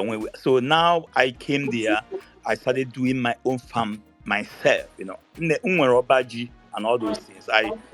Even cassava I produce are very, immensely, and so I need the super grow to spread them because most of them my plants are growing. Please, I'm following you. DM me and let's talk and I tell you where to supply them those things to me. Thank you. Okay, thank you so much, Sir Chris. Sorry, my brother, for your experience. So sorry. I even had similar experience too. This is a Nigerian brewery sub distributor. I got it for somebody to similar thing for you. I brought in a cooling van from the US, Ford F-150. Got a warehouse in Fox Road, Aba. Brought in 3,000 crates of beer. The guy sold the place, rented out the warehouse without me knowing, and sold the vehicles. And this was somebody I trained abroad. It's not as if he's schooled in Nigeria. I trained him abroad for 5 years. He came back to Nigeria, and that was how he paid me back. So, guys, that is our experience in Nigeria. Thank you thank God that at least you're standing. Please don't be discouraged. I will give you super grow by Tuesday. It's a promise, and I must deliver on it. Thank you, my brother. God bless you. It's very good. Thank you so much, Doc. Okay, let's hear from Mr. Godswill. Okay. I feel so bad just listening to the risk associated with capital investments in Nigeria. It's happened to all of us in diaspora. It's happened to me.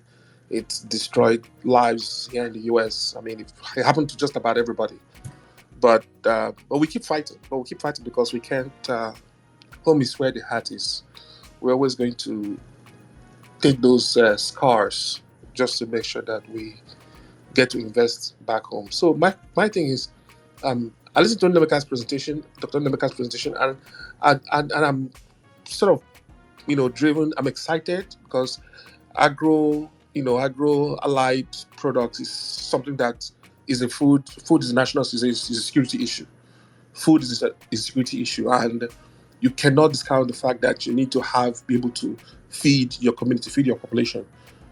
Especially in this kind of volatile world that we find ourselves in. So my question is this: if you get a chance, it's not really a question. You don't have to give me the answer today, but if you get a chance, you can just put it together in more like a private placement memorandum. The questions are, what are the capital requirements in terms of, the total capital raise you're looking at, and then what are the plans for your road show, in terms of, kind of fund. Are you putting together a fund in terms of securitization? So what are the plans for securitization? Is it going to be a bond issue? Is it going to be a stock issue? How you plan to securitize this opportunity? And in terms of also your return and the potential exits, how are you going to look at this fund? What's the exit strategy? And then, you can also include information about your asset allocation. How are you going to allocate your asset in terms of the agro-allied sectors? How many percentage, a proportion of it is going to go to crops, livestock, and the processing. And of course, you have your infrastructures, your technology, and your working capital. How are you going to allocate those risk asset allocation? And what sort of minimum viable investment are we looking at in terms of to achieve the sort of economies of scale that will require this value chain to actually take life? What sort of minimum viable requirement investment size that we're looking at? And I know that we talked about risk mitigation, but we also should be also looking at, because some of the component of your cash flow is going to be dependent on exports, exports-oriented revenue.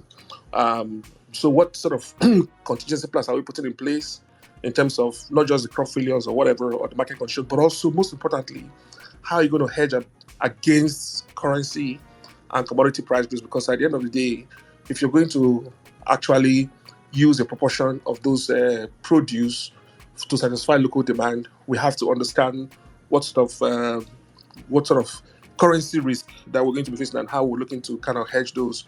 But you don't have to bring all those answers now. But anyway, you can answer now, fine. But I guess all this will come under the private placement memorandum when it's ready. You can put it on, and then we can make sure that we get the required capital size for the investment. I know it's going to take a long, because you talked about you got to build a platform, build an e-based e-commerce platform where people can place their order from any part of the world and get those delivered.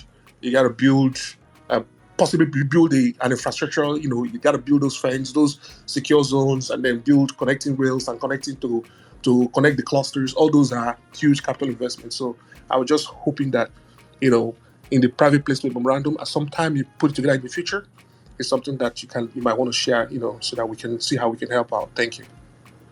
Thank you very much. Thank you, my brother.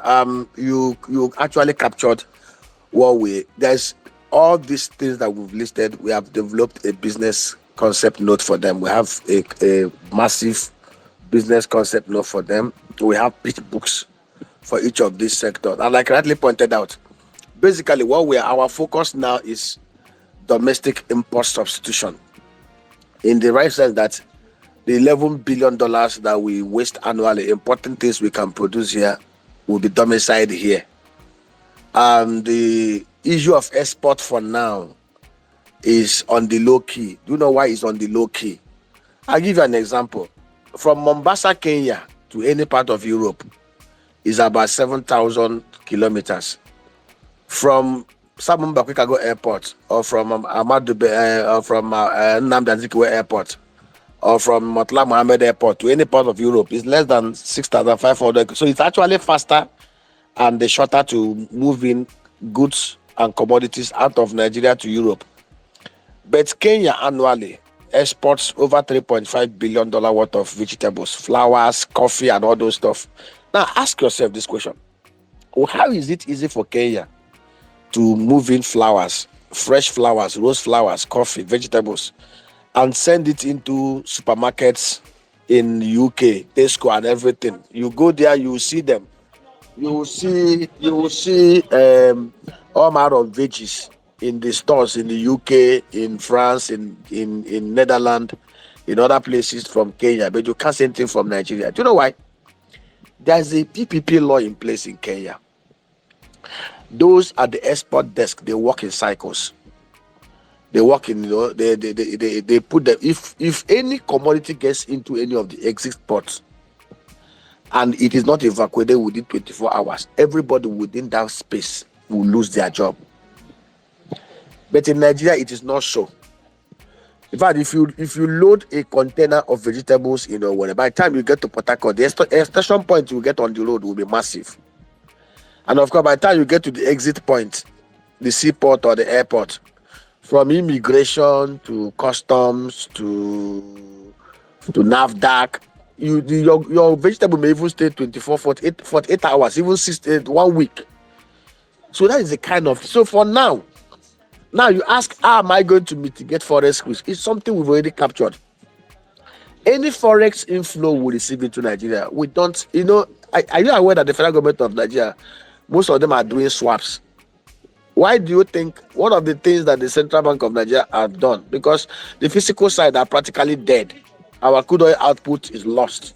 We are not producing enough. So CBN is trying to use the instrumentality of raising the MPR rate to 26.5% so as to be able to attract hot money. What they're simply doing is that somebody in Japan, where interest rate is minus 0.1%, borrows money from his Japanese bank and pledge his securities there. Then he moves 1 billion of 100 million that's into Nigeria. He gives the dollar to CBN under a swap. CBN will tell them, okay, we are hedging this money. We are going to give you this money as XYZ interest rate. Of course, they've hedged it. The man now invest in T-bills and the other short-term instruments. Once they mature, he goes back to CBN. Of course, he has paid a payment for the hedging. And they give them back his dollar at the agreed rate. He takes it back. He has made fixed return of 21% from borrowed fund of 1%. So most of them are coming in droves because they are like sharks. So basically, we are not dumb. We are adopting the same mechanism. Any dollar inflow that we receive, we'll swap it. We'll do a swap and hand it over to them and then take naira from here. Most banks today are offering you fixed interest rates on your dollar deposit. I know many banks have written to me, if you can give me $1 billion, we'll give you 6%, we'll give you 7%. And I know you in the US, you can easily borrow money for 3-4%. If you bring that dollar here, I'll hand it over to the bank and use it as a collateral and take naira to invest here, make our huge return. Any naira profit you're making here, you have to, of course, you only exchange it based on the official exchange rate, but your capital is protected. So on that one, we have developed instruments to hedge against forex volatility for any diaspora inflows that we receive for projects. But what we cannot hedge is the profit. If, for example, now in a greenhouse that is 10.8 million to do, the profit is 6.2 million, and maybe you invested 50%, you are taking 50, you are taking 50.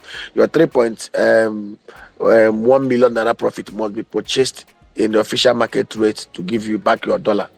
But your capital must come back to you. But your profit is determined by whatever happens in the official foreign exchange market. So that is it. We've taken care of that. But the pitch book is ready. We are sharing it. I will make it available to you. It will interest you that the first diaspora bond that was initiated in Nigeria, both diaspora bond and equity linked instrument, was done with me as head of corporate finance in one of deposit money banks in 2008. I was working with Nigerians in diaspora, so it is something I've done extensively with Nigerians in diaspora. When Emeka Heda was governor of Imo State, and the one professor, I forgot that his name, was appointed as the SA diaspora, I was working closely with him. If Emeka had not been removed by the Supreme Court governor, by the Supreme Court, I'm telling you, Imo would have been in a different, because we had a plan on how we're going to set up diaspora attaché offices in all the 50 identified cities in Europe, how we're going to set up projects, PPP projects in Imo State and tie it to diaspora inflows. Diasporans will subscribe to it, own it, will operate it, will return their monies, and they will be the ones helping us to receive most of the offtake products we'll be shipping there. I'm giving an example now. The guy I have a guy now in North America, in Canada. He resigned from Dangote. In fact, he was my best man, Clayton Oyebohan. He worked in P&G. He was the African head of Gino Foods. He was the African director commercials marketing for Dangote before he left. Why did he leave? He said he went into some of the chefs in Canada. What he was seeing was yam, food, vegetables from Ghana and Benin Republic. So we are working together. His job is to get a market. My job here is to produce and export for him. I trust him absolutely. His job is to get a place where we'll distribute in North America, in Canada, and then return our monies back to us. So it's something. See, Ndi Igbo are blessed. Ndi Igbo are blessed. I say it. Let me tell you. I have Absolutely. I have a guy in Barbados now. We are trying to set up, if not that for the insecurity in Okigwe, my local government area. I've already finished arrangement with a Turkish firm. These guys that run Mahindra in Nigeria, the guy has office in number 5 in this Roxton Street in here. We are supposed to bring in a 5-tonner cashew processing plant.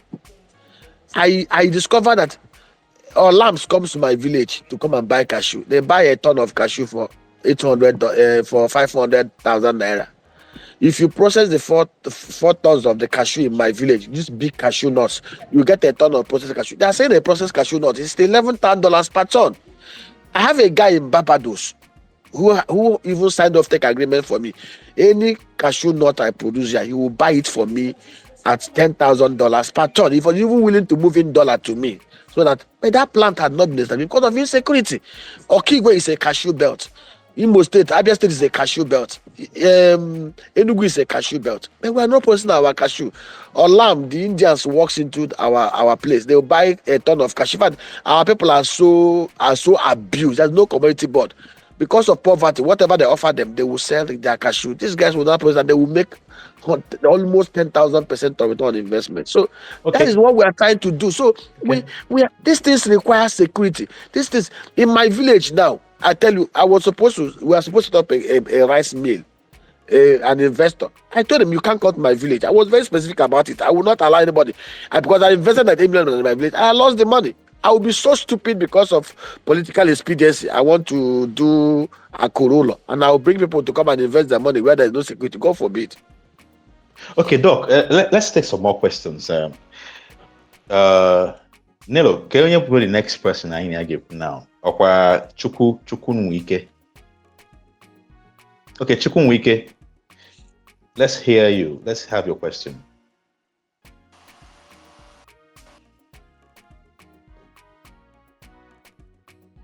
Chukunwike, are you there? I move on to the next person. I'm here. So mine is just a short contribution as regards to what I heard from one of the speakers about people down here not being trustworthy. Mine is there's no trust out here. Even if there's trust, we're talking about producing food. We should learn to hold people accountable. If I am instructing my brother to build a house for me, I should not just leave it in the hands of my brother. I have to pair my brother with somebody who does not even know my brother, or some sort of something that would make them know that they are not even in this alone. If I'm saying people should go clear a certain farmland, of course I am going to look for some other person or some other form of authority over that person. Do not just say, okay, my brother is in Enugu State, we have vast land here that we can farm, and then you just start sending him money. Even if it's your twin brother, you just have to make it like there's another person. There's number 2, there's number 3, there's number 4. There's also place you're going to get something. There has to be some sort of seriousness in it, and not just he is my brother or he is my kinsman. So that's just it. With that alone, I know that's not still a sure banker that you will not get duped, but that plays a big role. At least just learn to hold whoever accountable. Okay, thank you for your contribution. Let's move to the next person. Wild Nature, you already asked a question, so do you want to add a rejoinder or something to the question you asked? No. I asked the question, but it was not answered. When I was talking Ask it about again, I beg. this. why? Yeah, I talked about the greenhouse and the open feed. I wanted to know if it would be better to, because I researched about this greenhouse and I asked people doing it, and they said greenhouse cost around 4 million naira. So I don't because I want to purchase two, and it's, you know how land is costly, right, in Imo State. So I if I get these 2 hectares, I won't be buoyant enough to um, do much or do, I don't know, many greenhouses and all that. So I want to ask, should I start with one greenhouse or two, I don't know, or three, I don't know, and or I should go into open feed? Secondly, I wanted to know the profit analysis for tomato, because I heard that is very profitable, but I don't know how profitable it is. So I just want to know, between tomato and pepper, which one should I go into? Thirdly, sorry, please, one last one. Thirdly, actually, I'm among those in diaspora, and I'm thinking, is it best for should we take the risk of coming back to invest, or we should just stay here? Because I don't know, this thing has been in our mind since those years. I will not lie you, I really want to come back, you understand, but like, we are not enjoying here like that. Okay, but I don't want to come back and then regret it. So I'm asking, is it best that we come back and then invest in this, or we should just start it first, then maybe return it? I don't know, please. Okay, I will advise you to start first before you return. Nigeria is not in the right shape and right frame for you to just live where you are to come here now. Start, and then I don't know the kind of greenhouse that they are building with 4 million.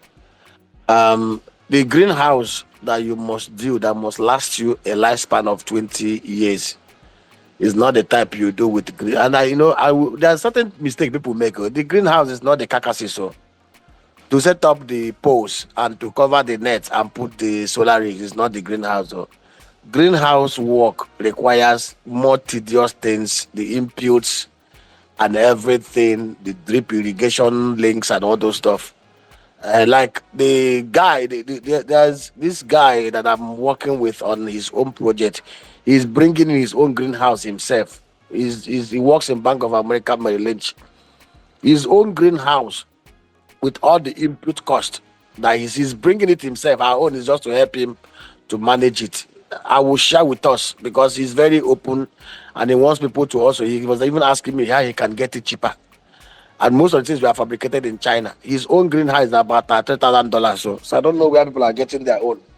And it depends on the size too. His own greenhouse, you know that we have greenhouse of 8 meter by 20 by 8 meter by 15. We have greenhouse of 10 by 8. We even have greenhouse of 6 by 8. We have greenhouse of 30 by 10 meter. We have greenhouse of 30 by 15. We also have greenhouses of about 960 square meter. So it depends on the size, it depends on the sophistication, it depends on the level. There are ones that have climate control inside it.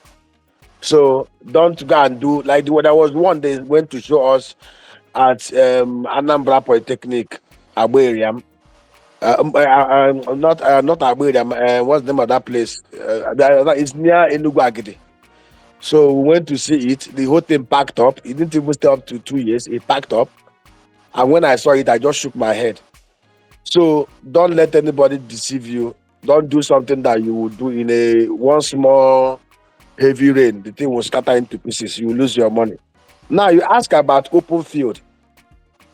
Greenhouse is not as if it's the only solution. If you have the best of greenhouse, and you don't have the right of the inputs and agronomy care for your your product, your inputs, you may not get the kind of output that you want to get. Like I told you, I was thinking the normal habanero pepper that will bell pepper that will do in greenhouse will gives you between 1 to 2 kg per tree. But there is this species that Professor Bojeku gave to us from California that was about 20 kg per square meter. So you can see the difference. the input, and then the agronomy technology and everything, and the care, the how your seeds are planted and nurseries are raised, how you're transplanted, how the treatments, the input, the feeds and everything, the right time to transplant. You have to get it right. Perfectly. It's perfect agronomy. That is different between us and the white Oyibo, and we must learn it and apply it here.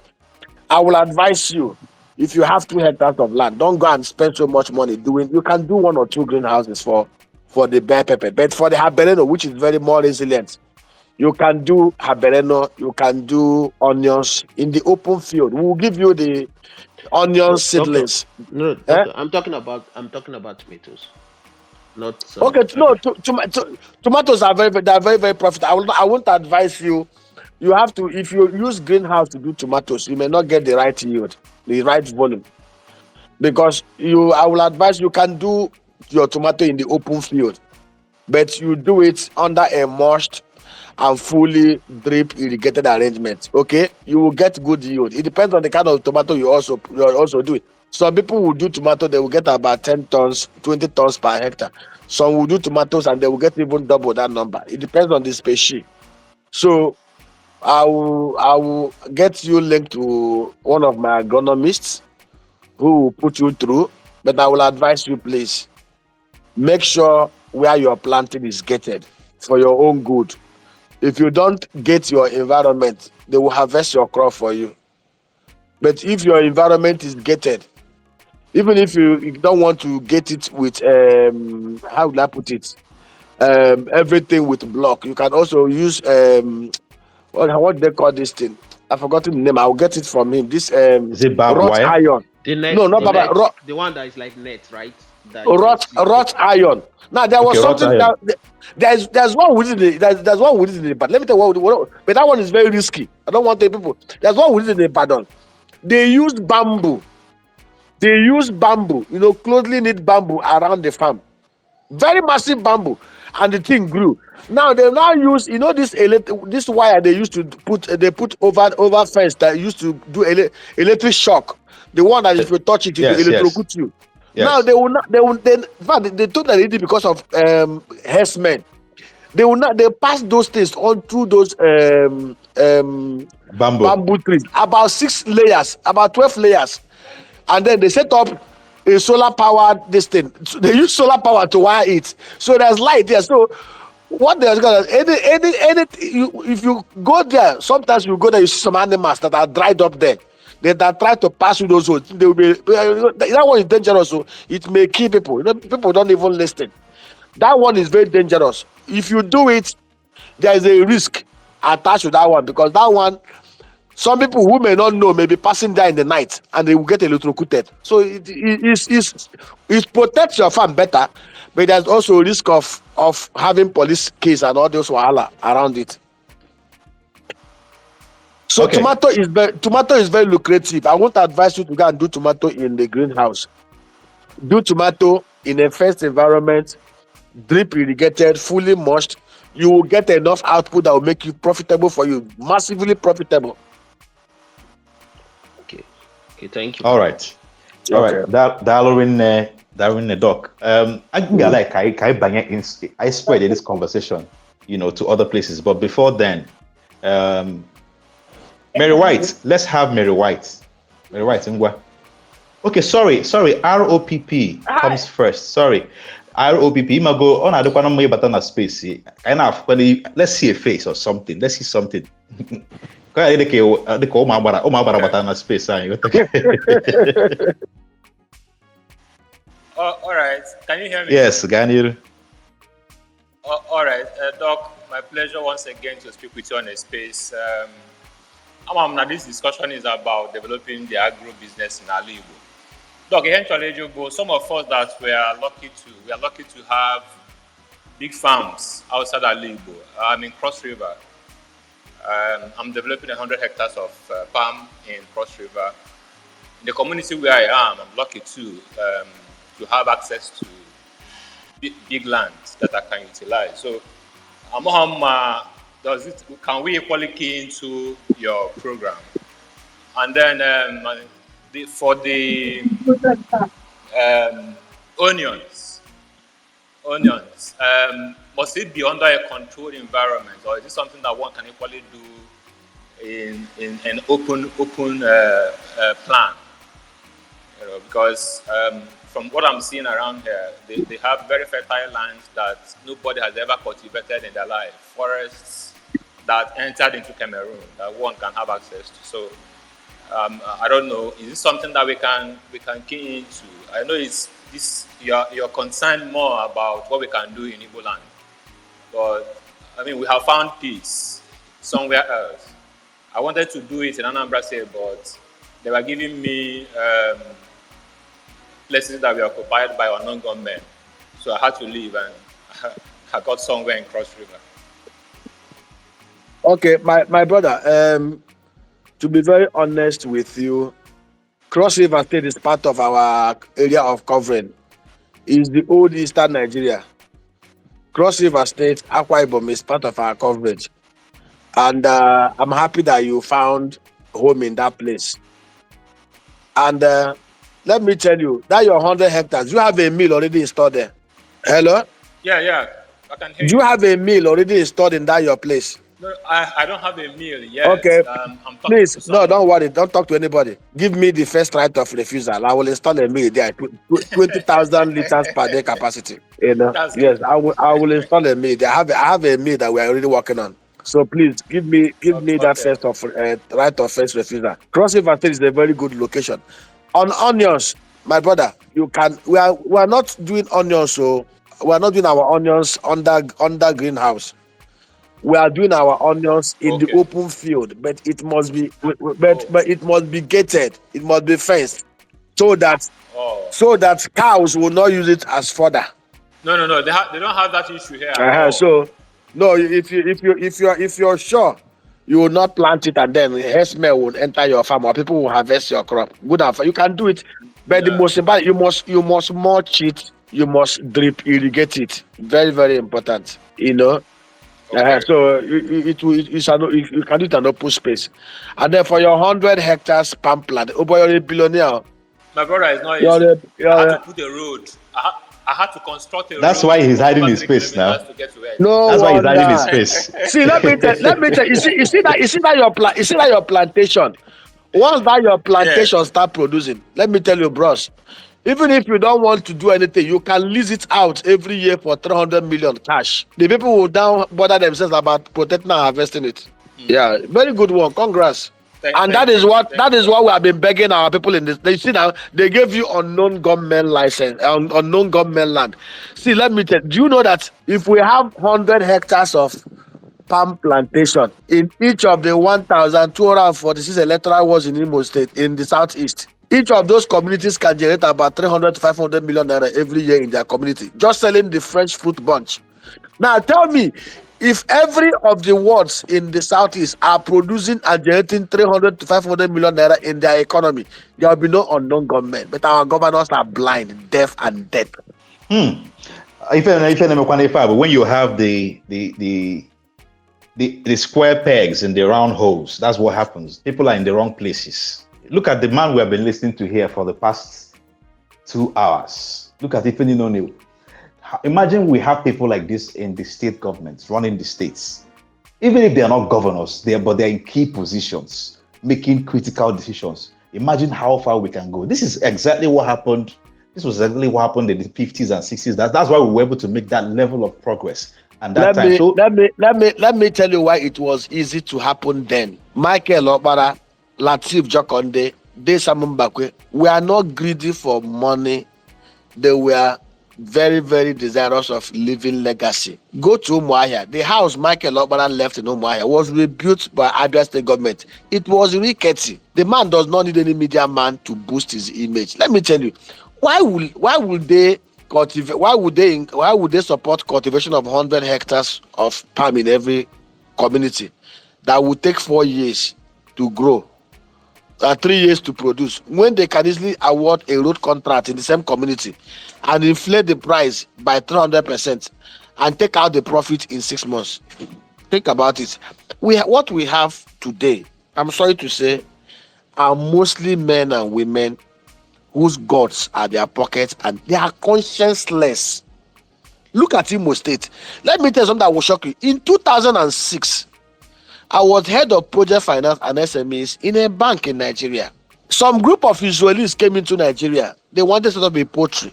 And somebody mentioned an Israeli company, the people that supplied the cage batteries and everything that were Mbakwe you set up a Vutu poultry farm and golden chicken okwa. Mentioned to him that they can lease either a Vutu or golden chicken. Now let me tell you what, I followed them. I traveled to Okwa. We saw containers that Mbakwe imported. In 1983, the containers were left stacked up in the same place by military government and civil government. See, when we got there, the guys opened those containers, looked around. You know what they told us? They said, as at 2006, the market value of those things that were allowed to rot in those containers were about $18 million.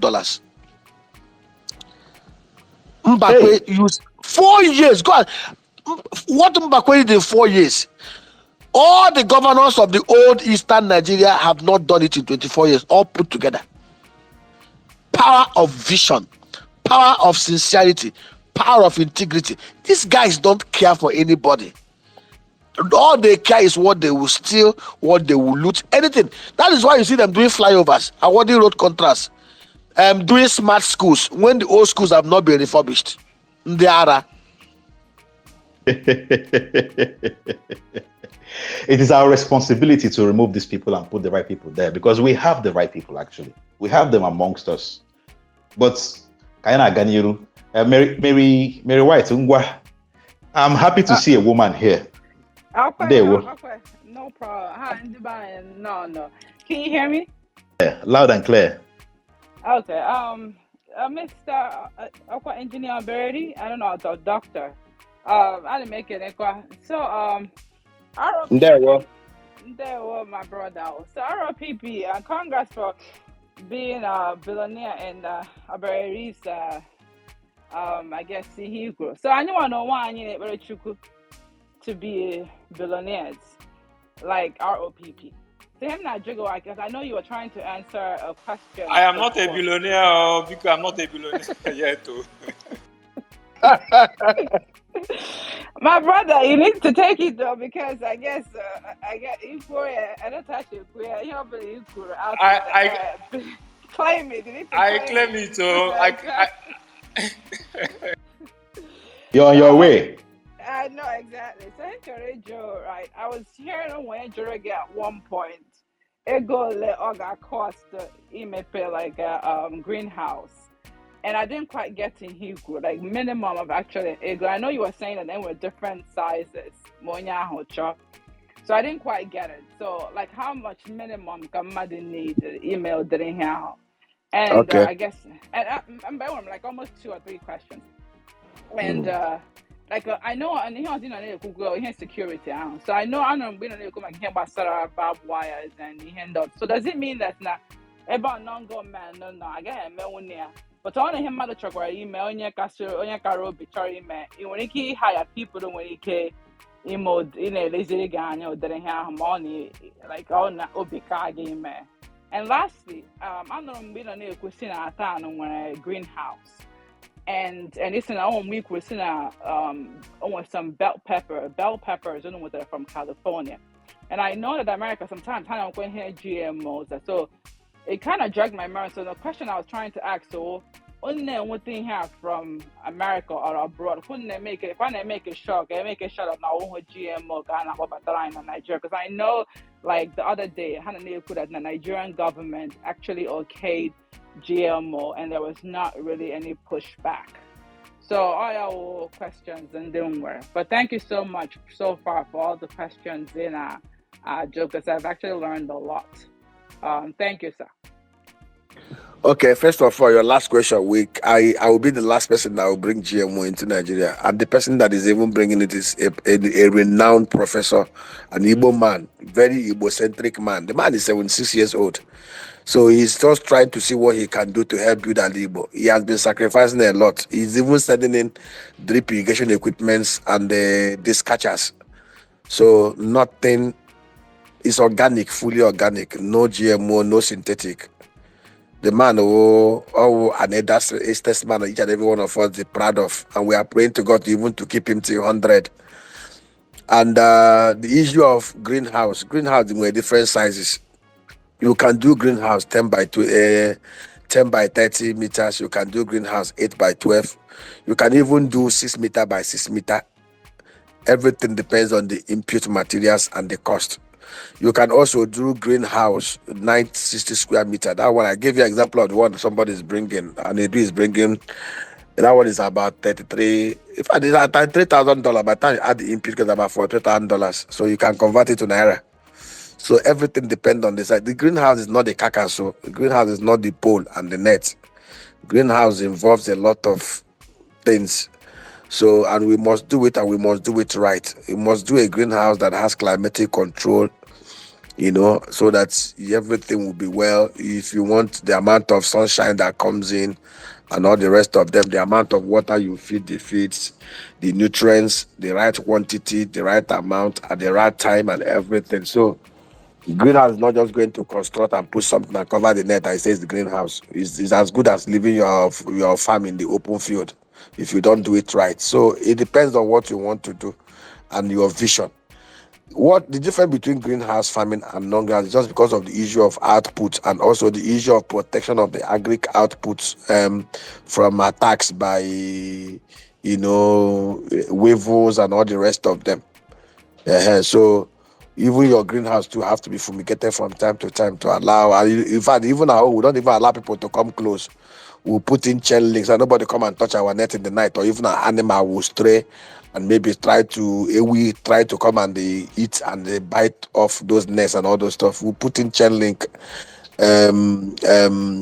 electrocuted chain links around it. So there's a lot of things you have to do if you want to go into agric and do it very, very well. The other question again, I was the third question you asked. I don't know. I think Okay, I had the issue of strong men. But when a strong man, why will I waste my money going to set up a business? If I hire strong men to protect it, when I have environment where there are no strong men. I give you a clear example. I'm from Okigwe local government area. Okigwe 11 ward. My own Ihube ward, where I come from. And one Mulola ward, and one Aku ward, and one other ward. Now let me tell you what happened. I got a mandate to set up a 250 hectares of rice value chain with factory to process it. Out of the 11 wards, my own ward infested by this unknown government. I told you what happened to me, my experience. Of course, it is my project. I can say if I'm a selfish man, the normal political, that's why they went to set a Jokota factory in a place where there is no river, where there is no Atlantic Ocean, where there is no ocean. That is why we wasted $12 billion and that Jokota is not producing any steel. The location was wasted. That is why we went to River Kaduna to set up a refinery that uses Venezuela heavy crude when there is no crude oil in Nigeria that will power it, and it's money wasted. So I'm not cut out to make. So what I now did was that I identified 4 communities within the local government area that are relatively safe. Why would I allow somebody to come and invest hundreds of million naira in my community and now I'll be looking for a non-government to protect it when there's a community where he can do it without anybody coming to molest him? Now, there are 4 communities identified. I called one of the communities. The SZD said that for them to come, they will have to bring goat to bring this. You know how foolish some of these warrant chiefs can be. I'm bringing investment and I have to come and bring goat to bring snap for me to come. I said, okay, keep waiting for goat and snap. I called the other one. Interestingly, their Ezra is a very smart guy. He even lived in America before coming back. Before I even finished, the guy was already giving me survey plan of where we'll come and establish. So, and the thing is going on well. I will advise you because there's no need to waste, even if it's your papa's compound. There's unknown government in your papa's compound. Please let no emotional or sentimental attachment make you to waste your money. If my twin brother is a criminal, I will not give him my money to manage, and I will not elect him as a governor, or I will not vote. I will call him up, you're a thief. I'll give you an example. My mom, I'm giving it because I like. I just said this example. My mom, when I was growing up, the first time I bought my first brand new car. My mom, I'm the one that look after my mom. So my mom try it. Not like women now, their son is rich. Let us try and oppress our Munyedi. My mom went and planted her ogo near the oha tree of Munyedi. The ogo began to climb on the oha tree. And the woman was afraid to confront her because of me. And the woman will be telling her, direct your ogo. My mother will be telling her, my ogo cannot be directed, which is a lie, but ogo can be directed. So she went. I came back one weekend and she wanted. I told her inside the house, go and remove that your ogo. Go and direct that your ogo. What you're doing is not right. She ignored me. That next morning, she prepared for all her friends to come and enter my car for me to drive them in the church. All her friends got and I came out. They were waiting for me to go out. I told her they will not enter my car. I don't know what they're going to church to go and do. They're going there to be the hypocrites. They should tell their friend to remove her ogo. And I entered my car and drove away and left them there stranded. My mom entered inside and cried. After crying in the evening, she came back and removed her ogo. The ogo, she said she could not be removed. But because I openly showed her that I'm not going to back her in what she was doing. So if your brother and your sister is not trustworthy, there's nothing like doing strong man. Don't invest your money there. If your friend from a Bomosho is honest, go to Bomosho and do your farm. Thank you. Today, can I ask one last question? Okay. I do that on behalf of former wine. So what drug I need? So, Chorejo, I know in the like on a greenhouse, like you have to do mirroring and dirt here. So the problem, I know some places they don't want to have mirroring and they depend on either mirror or a tanker. So have you had instances where you'd have to make boreholes to help water the plants? Because it's either I don't know how do they get the work. Because I know for now some people it's either you have boreholes or you have a place and I got put them either tank or well. Is borehole. If you do borehole or you plant near where there's a river body. In most of our farms, we have borehole. If you're going to be using one, I had a farm like that, a palm nursery orchard. You first of all, for you to develop palm tree, you need to first of all grow the sprouted nuts. So I got the sprouted nuts from Weimar, and the same village thing. I went and set it. There was a place I bought a land near my house in the village. It was a bit far from my house, so the borehole in my house could not take care of that particular orchard. So I now set up a tank there and we are buying water every 2 weeks, 15,000 naira water every 2 weeks. By the time we calculated the cost of running that farm, it was 3 times more expensive than the one near the borehole. So I had to shut it down. So you must have a borehole.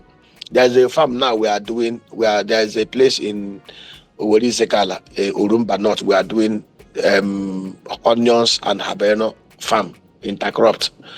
Is the whole land is 28 plots, but divided into clusters of 12, 10, and then but the one in the center has borehole. So we're going to declare water from the one that has borehole to the other farm centers, which are not far away. So water body is very important. And interestingly, it will shock you. We use solar powered pumping machine. We used to use, if you have a 5.5 kVA generator, that to pump, because you have to water in the evening, you have to water in the morning. Even if you're spending 5 liters of fuel, you will spend 1.5 million naira to water your farm in a year. But if you have a solar powered pumping machine, it will not cost you much. The panel is 90,000 for one, you buy 4. The solar powered pumping machine is 250,000 naira. The rack is 40,000 naira. The wiring, you just need about 40 meter, 100 meter, depending on how far away the solar panel is away from the pumping machine. That one will not cost you 50,000 naira. So for less than 700,000, you set up a solar power pumping machine that can pump for 5 years, 10 years, and you're not going to be worrying yourself about buying, whether NNPC is importing fuel or importing diesel. So these things are creative ways of doing things, and I encourage people. Is out there. I can direct you to the vendors. You even in your village, rather than going to, they will tell you they'll be calling you uncle, brother, sister. We need to pump water. Set up power pumping, solar power pumping machine. It will help you. Like I'll give you an example now. I live in Manaland, Ikoyi. They increased our power tariff to band A 225, and then the bipolar, the agency running the estate added their own 40 naira, which is 266. Now, average of 4-bedroom flat spend about 1.2, 1.3 million every month powering their house. You know what I did? Everybody was lamenting and complaining. One of my friend, Alexander Obiago, he was former country director Harley Button. He's massive. He's an electrical engineer from Futo. Before he went to MIT, the guy is very solid and heavy in solar. What did I do? I now started going to all the inhabitants. I set up a platform. If you're paying 1,200 naira every month on power, we'll set up a solar. We'll do your power rating mapping. If it's 10 kVA, 20 kVA, we'll come and install. We'll stagger it over time. You'll be paying us. If you're spending 1,200, it will be your own eco disco. You pay us 700 naira a month, and you'll be saving yourself 700 naira. So we will be collecting power from you. In there, you don't pay. We'll come and carry our battery and carry our equipment, and people are buying. So everybody's crying now. Those people that are trying to extort from us, they are all lamenting now. When there's a problem, don't lament. Look around you. If you go to Idumota now, if you go to Aspamda now, there's a video circulating now. Our brothers are smart. They are now using their roof to do solar power. Everybody's generating his own power. Initially, because the power tariff was low, 66 naira per kilowatt hour, it was cheaper. It was more expensive because it will take you 2 years to recover your solar power cost. Now that they moved us to band A and increased the 9 months to recover your money. So for the remaining 5 years of the life of the lithium battery, you've become your own power generating and distributing company for people's houses, and they're paying you. And we are making money. Our plan is if we can get up to 5,000 houses within band A that we can do, and we're making 100,000 from every house every month. Now check up now, calculate the amount of money. You got to go. There we go. Okay. Ezeoku, ọ ga-abịa nso ka m mụta marketing from you. There's a lot to learn. This is like a Harvard business class, honestly.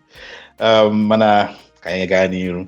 I would like us to expand this conversation a little bit.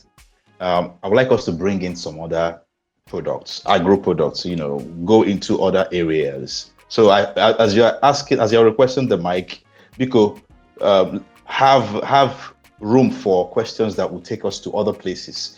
I buy in this vegetable and fruits and all these things. Somebody introduced palm products, and I think there's so much in palm products. Beyond palm oil, beyond palm kernel oil, too many products come out of it that we can actually maximize. If game as in the southeast, on the Igbo, and in the Igbo now outside southeast, if I game as in the Igbo to optimize those products, because it looks like we are underutilizing what we have in our land regarding palm products. I mean, I'm a Makaife, Malaysia. We can do something so much more about it. Could you provide some insights as to what attention is going towards that direction from intelligent business and what we can do to be part of it and expand? Okay, there is no skyrocket science about it. Palms grow in the southeast. The Malaysians, Indonesians are doing better because they were able to develop the hybrid Tenera and the Super G, which we have here also in the southeast. Like I told you, we have developed nurseries. We have massive nurseries across the southeast. The first nursery plant that with about 300,000, we lost it to insecurity, but that has not stopped us. In fact, one of my friends, where I encouraged him, he has a nursery plant, where Junai Chukweke, he has a nursery plant of about 200,000 Tenera species. So I encourage people. The former commissioner for Agri in Abia State has about 400,000, where too. So we are developing the species. That's the species that does about 30 to 40 to 50 tons per hectare. So basically, it's a no-brainer. Like if you know why I always this issue of open grazing. You know that ewu na ati igunko, nama na ati igunko. And once nama or ewu tra the igunko, the one that the freshest that's let me tell you, if you want to destroy any palm tree, remove the igu. The igu is the last one that comes out. Once you remove it, it is dead. It cannot do anything again. So one of the reasons why we have been begging the governors to ban open grazing and empower the communities to enforce it is to avoid this issue of you plant the palm trees in the night the cows goes there. Once the palm or monko is removed, the tree dies. There's nothing you can do on that tree that will bring it up again until you replant again. So it's very simple. If you have a land that can be protected and shielded against intrusion or trespass by cow or goat, the most resilient tree for you to plant is either cocoa, cashew, or palm tree. And palm tree is a tree that lasts for 70 years. Palm tree is a tree that you don't need to know so much for it to survive. You just need to put the basic things. Make sure you weed it when you're supposed to weed, put fertilizer. And while the tree is growing, you can also intercrop things like egusi or watermelon to provide nitrogen for the soil. You can even get women that will help you to be weeding it, and they will be planting their egusi there and be harvesting it, or even maize, until the trees are grown enough to begin to produce.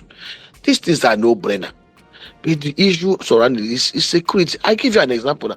If we have 100 hectares of palm tree in every of this tenera species in every electoral ward, most electoral wards are maybe 3 communities, 4 communities.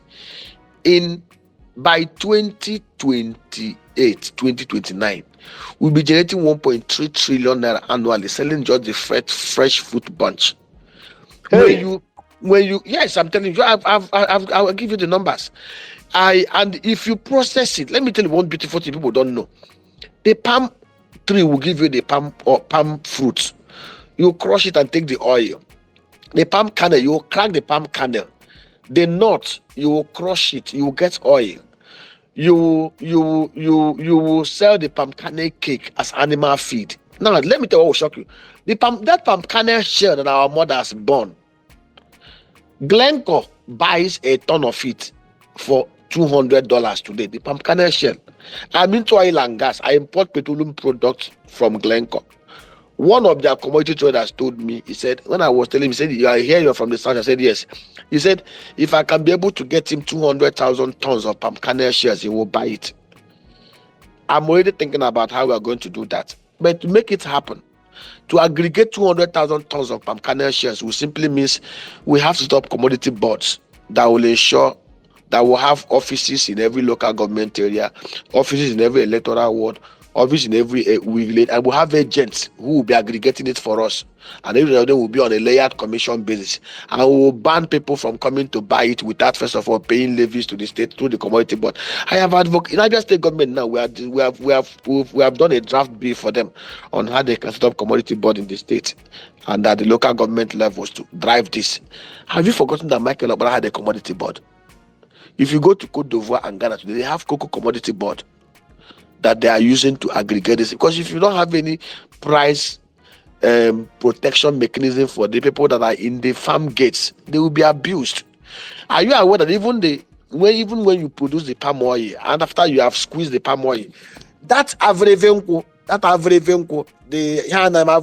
the fiber, Innocent buys it, bleaches and uses for his car seats. If you look at innocent car seat is one seat that can last for 15 years. You will never see any stretch mark on it.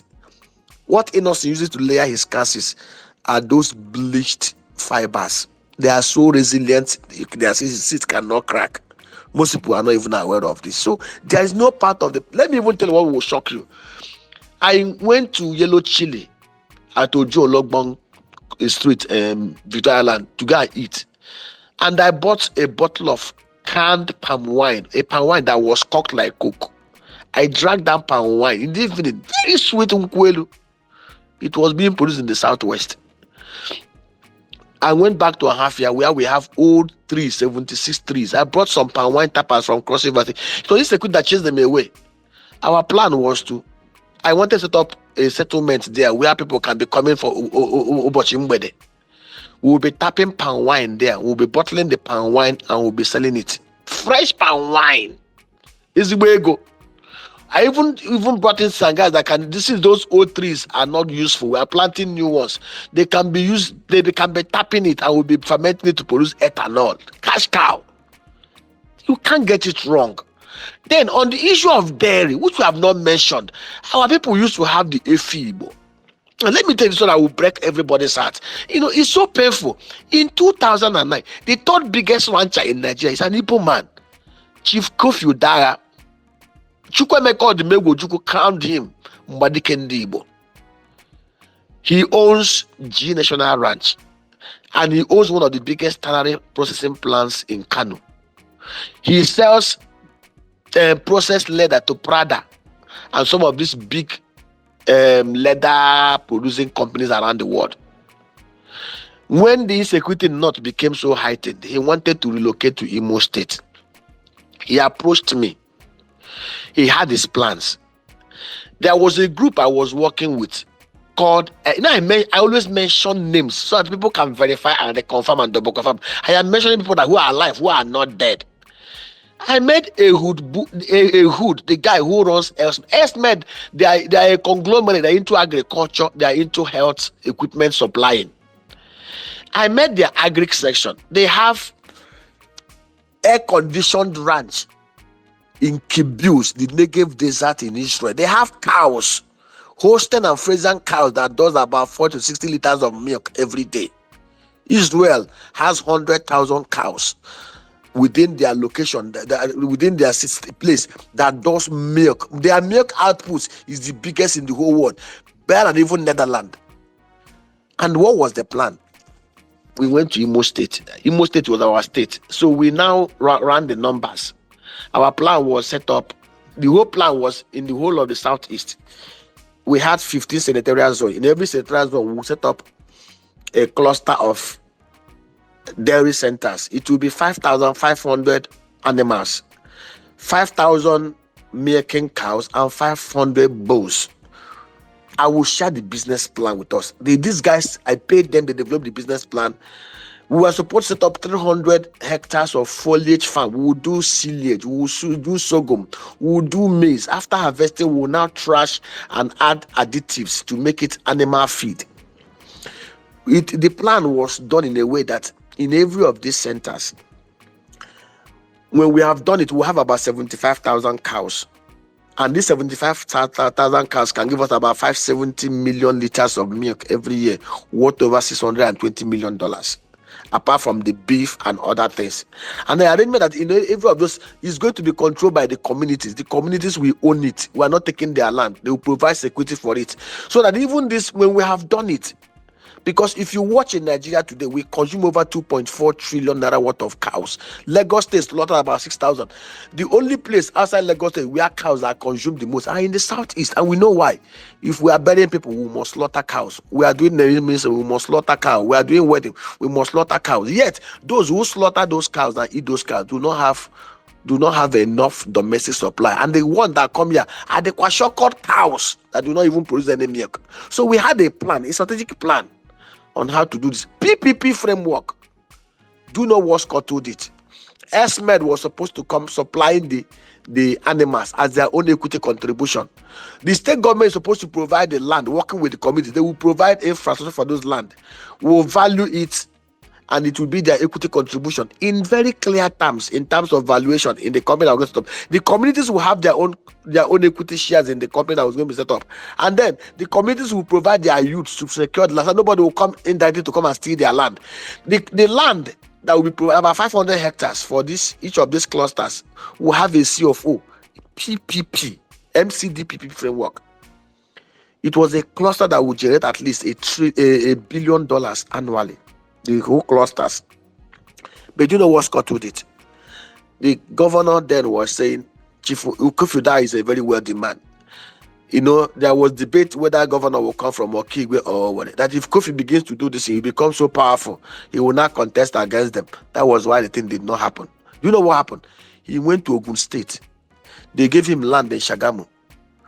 30% of the beef consumed in Lagos are supplied by that guy. This is a business that will have been in the Southeast.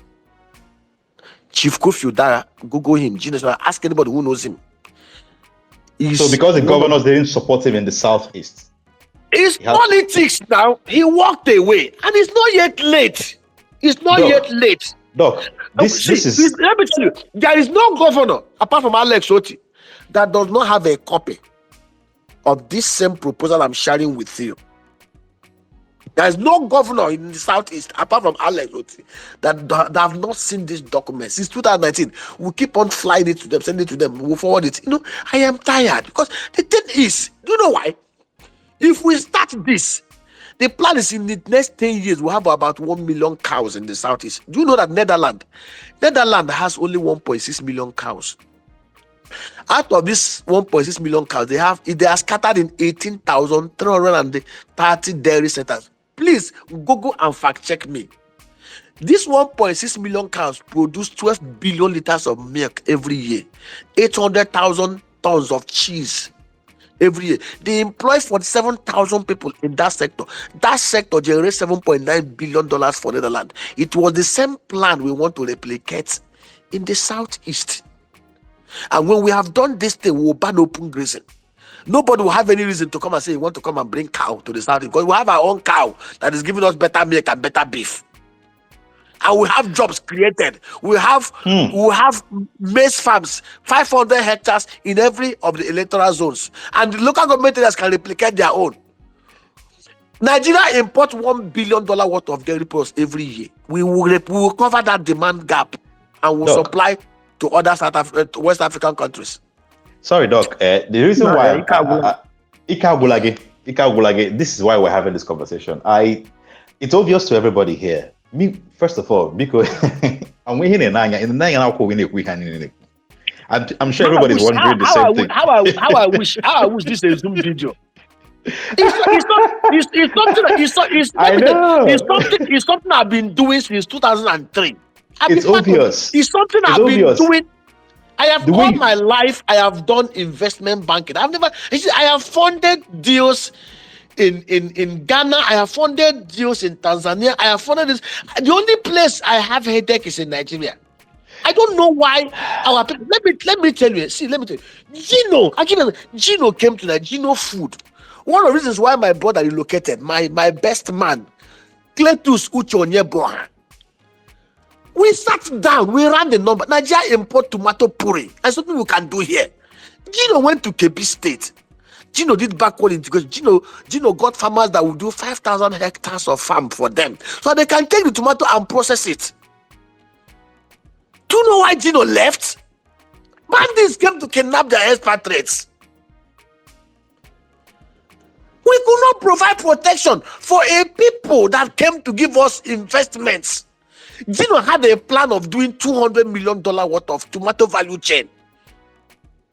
And we are looking and we are saying we are going to look for investors. Let me tell you, you see in the southeast, I only pray Alex does not look traction, and those working with him, we have the same passion and selflessness and zeal and help to help him. Because the truth is, Proverbs 25:5 is very clear.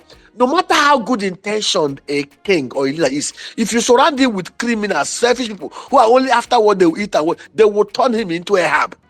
And that is what is happening in Nigeria. When you see people shoveling for appointment, let me tell you, I have rejected appointment 3 times from those in Abuja. I don't need it. I tell them, take the template. You don't. Bros, let me tell you why. Let me tell you. They will rubbish you. Let me tell you the truth. See, when a man has no good, see, if Peter Obi, let me tell you, I'm not saying it because I've known Peter for long. I didn't meet Peter as an election person. Peter's younger niece worked with me in the bank. A bank he funded. And she misbehaved one day and I gave her a query and suspended her. The man was happy. It can't happen in Nigeria. Let me tell you, the truth is, you look at we talk about Pharaoh appointed Joseph to be prime minister for 8 years. Pharaoh is not like Nigerian leader. Pharaoh is a smart guy. Pharaoh understood what it means to be a leader. Pharaoh never considered the fact that this boy was a prisoner, a stranger. He cannot even attest for his anything. But then everybody testified that the guy had vision and the guy was able to tell him his dream. I interpreted it for him. The same thing with Nebuchadnezzar. If our leaders, even as wicked as Pharaoh and Nebuchadnezzar were, they were smart enough to recruit the best and to help the best help them.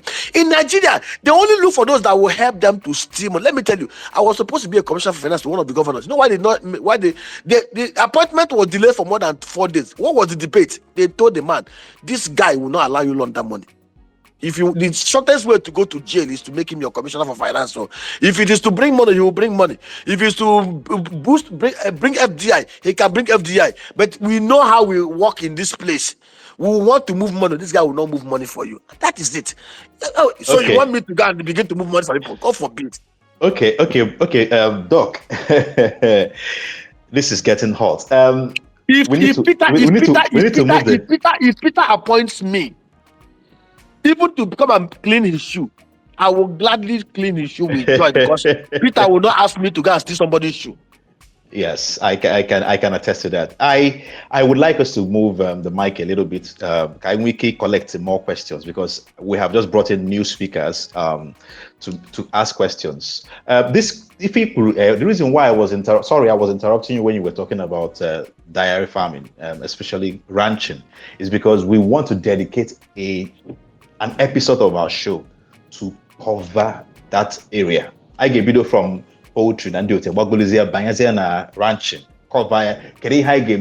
In the meantime, before we get to the point where we cannot do it, what we cannot do without the governors, or the possible again, where a time when Igbos can come together and have some kind of cooperative or whatever that will be strong enough to institute something that will guide this business. But if I hike a pool later, maybe in a few weeks, maybe 2 weeks or 3 weeks time. So can you just move around again and pick more questions and then you respond briefly so we can maximize our time? Because okay. Yeah. Also, Chuka, before you go, if you have questions, you can also ask them in the comment section because over now there in our comment section, we can read it to Doc and he will answer it because in our time, we're working with time as well. I just wanted to put that out there. All right, back to you, Chuka. Thank you, Nelo. Thank you. On my life, na n'olu nwaanyị. If Roka Mary si gbagota kwuo okwu onu ya just dozie no space or where some kind of feminine effect and vibes. Ọ na-adịkwa na mmanụ kata nwaanyị abatakwa kwuo okwu biko ụmụ nwaanyị n'ebe a soro na anyị na-ekwu okwu na ọ dị important. Amara unu na-emekwa business too. Unu nwekwara ego. Anyị mara unu nwere ego. Anyị ma we know. Business agriculture, ekugonu ogunagba. No, ego dear.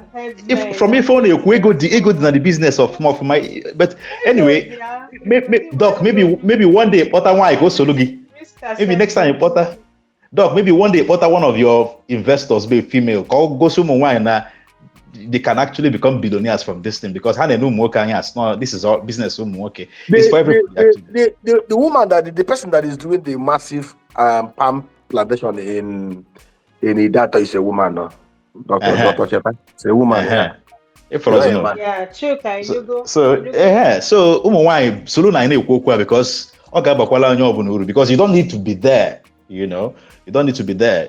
Anyway, let's move on. Can you put the next person to speak because I'm with new speakers now. Okay, when they about before Ichoku, let's have your question. Thank you very much. Thank you, Dr. Nameka. It's always inspiring listening to you speak about agro opportunities in Igbo. I think this second time I've listened to you speak about it. I have a question around, because I'm from Omambala area, and we have land. We don't have insecurity problem, but the only challenge we have is flood during rainy seasons. This kind of grain farming, can it work in that environment? That's the only question that I want to ask. Omambala, green farming can work anywhere, but Omambala is a rice belt. Omambala is a very massive, beautiful rice belt. I will encourage anybody that has land in Omambala to do rice. We'll give you the Geri species that is about 7 tons per hectare. But the greenhouse can grow anywhere. It can grow anywhere. Yeah. Because of during flood, flood. I don't know if you have seen how flood devastated the area. Yes, I know. Omambala is always susceptible to flood. It depends on the location of the land. It depends on the location of the land.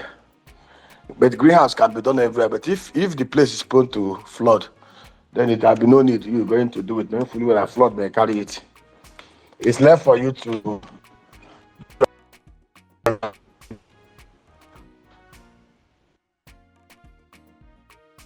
Hello, doctor. How the connect? Okay. Yes. It's left for you to do it. I think he's having a connection problem. Doc, let's just give somebody else a mic to ask a question. Then hopefully you'll be clear by the time you come back. Okay, the next person is Daniel Dave. Daniel Dave, let's hear your question. Good evening, everybody. Good evening, Doc. I don't know if you can hear me. Loud and clear. I can. Okay. My question be, when you host this discussion in branches, maybe by episodes. So my major question now got towards poultry farming. Because when of into poultry farming, the major problem I know when I southeast and I see different parts of Nigeria so we lack this hatchery. We lack hatchery na southeast. I don't know if there is any plans on that, because we incur many losses because of the weakness, the ogologo hana agba ebutela ya. Then another thing quite related to that poultry is this. I don't know if you are investing in maize farming, because that is where we get the feed. We still import maize, poultry feeds. Then the drugs also, because we prefer the locally produced drugs. So, but most of the drugs we are coming from Plateau State. So I don't know if there is any plan on ground for those things. Thank you. Okay, on the terms of hatchery, my very good friend Love, based in New York, has a massive working hatchery now in Port Harcourt that does about 10,000 birds every day. So you can get your supply from him. He has a massive hatchery and he's trying to set up another one. There's one we're trying to do in Umuahia. Working with the mayor of Abia at Umuahia North. He's also providing us technical support. He's the team that helped him to set up the one in Port Harcourt. Is helping us to set up that one. So that one is also going to have about 10,000 beds per day hatchery capacity. So you get that one. On the issue of feed, I know that the one in Mehimembano, the one that Atan set up, can do about 5 tons per day feed meal. We are also exploring the opportunity of doing more feed meal around that Umuahia axis too. But of course, like rightly pointed out, we need to do massive maize farm and other crops. In terms of the drugs, I don't know much about that. I've never considered that issue of producing drugs for the birds. I know that in our peak farms, there is this Dr. Abarakwe that I don't know some local things that he normally, and that's the way he does it. Local recipes he normally apply to take, apart from the normal veterinary thing. When I asked him one day, there was a time they were having this massive swine flu. People were complaining that their pigs were dying. Ours did not die. So I asked him, he was telling me that what this local recipe normally gives them and mix it to their food, and it supports their immune system. So there are different ways we can help ourselves. Knowledge is something that is transferred. Those that know will learn from those who do not know, and everybody moves on. Like I said to you, there is feeding can be produced, feed meals can be done. The hatchery is there already. So I will get the contact of the guy who runs the hatchery for Neme. Neme is in the whole value chain. Apart from the hatchery too, he has a massive bird farm, poultry farm, where the poultry grows. In fact, he actually supplies most of the hotels within that Port Harcourt area. I don't want to begin to call numbers. The guy is making within that axis. Okay. So I can link you up to them to supply you with hatcheries, with day-old chicks. Okay, Daniel Inugoniano, thank you very much, Doctor. Okay, the next person was Satori. Satori Ungwa. Let's hear from you. After Satori is Evra. Satori, are you here? Ineba? when you move ozugbo can you if I draw at all. Evra, let's have your question, please. All right, good evening, everybody. And I'm making on this space. I'm very opportune to, listen to Dr. Nnemeka Link.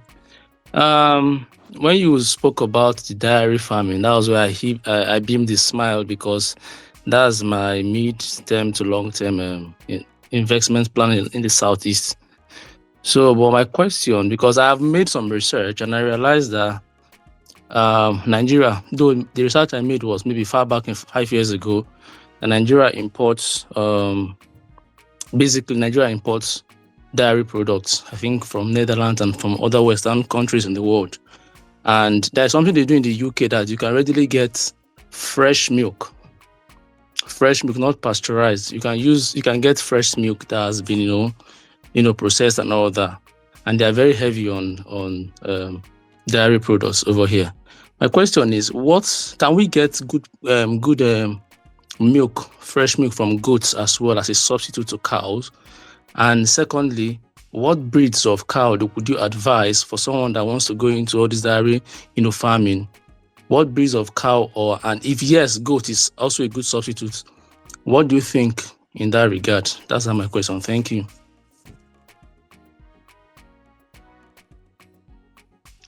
Doc, are you ready to answer?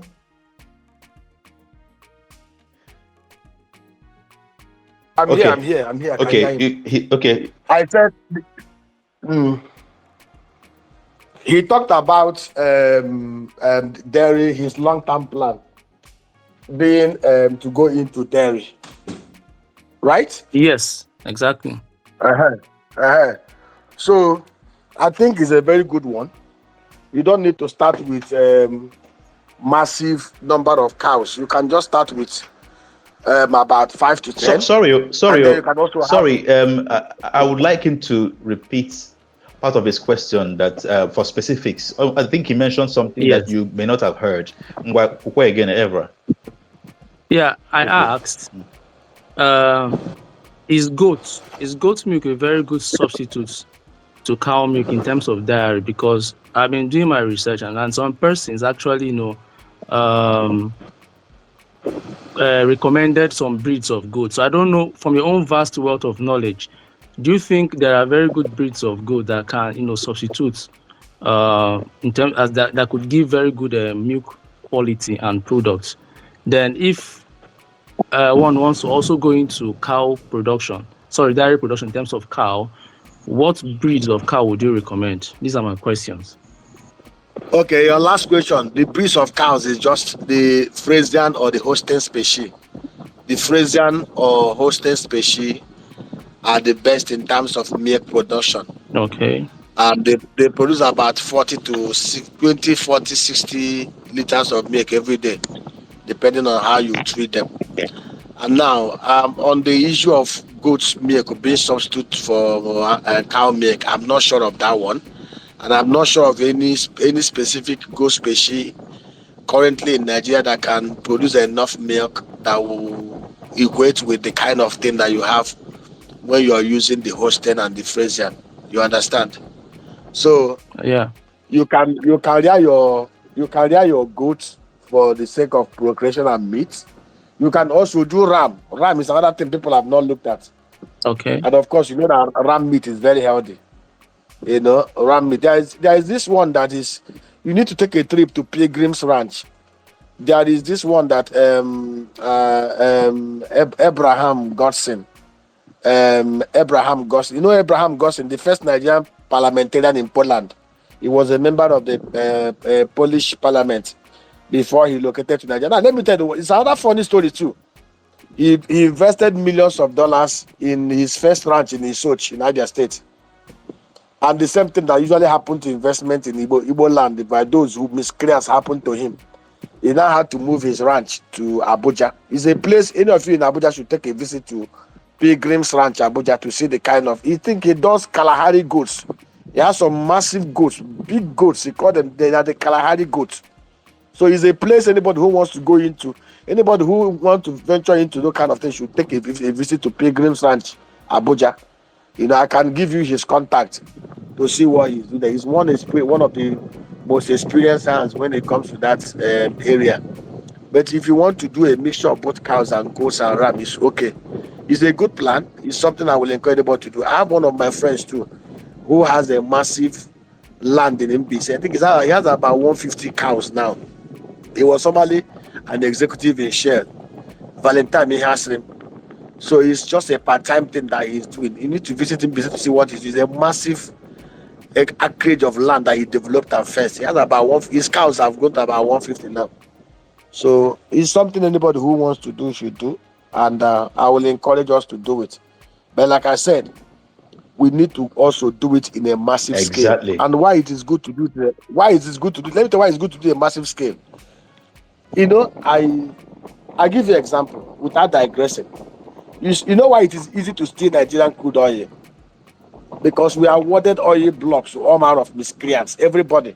Once you know somebody in power, you get oil block. So it is difficult to monitor all the oil wells and all the oil blocks. People can declare what they did not do or did not even declare what they put. In Saudi Arabia, they don't give anybody any oil block. Every oil block in Saudi Arabia is owned by Aramco. Now, Aramco, they discovered that people may want to enjoy the oil money. Basically, what they did was to go and do IPO. And they listed the shares on the stock exchange. So if you want to buy, you will buy. And there's a power of, that's why in Saudi Arabia, they have about 115,000 kilometers of pipeline. Nobody will tell that they broke pipeline here or there. They do consistently 10 million plus barrels of crude. Nobody will tell you 1 liter was stolen. Unlike Nigeria, where millions of barrels are stolen like sweet. The same thing when you work together. Let me tell you, if this arrangement, the governors are putting to it. You know what Cross River State government did? Similar thing. What it is, let me tell you how these are done and why government participation is very key. Sorry, Doc, if you don't mind. Yeah, everybody in Ghana with this conversation, I am when we exhaust Nabania. So I'm trying to see if I can pull us back a little bit from there, because we can dedicate one entire episode to this and elaborate it very well, because if now the very key, it's 90 large scale. So you already have an idea of how that can be achieved. And we would like to have that conversation where we can actually go deep into that. What can we do? What can Igbo, not a private sector, do? What we can start doing now, not even when we have somebody elected as a governor and then who is a sign or anything, So I would like us to preserve that. I take one more questions. I'm hoping no yours maka cow again, because all the kind of if you're not also before I give you now. Because if you grab the mic, please mute your mic so that there won't be any interference from sound around you.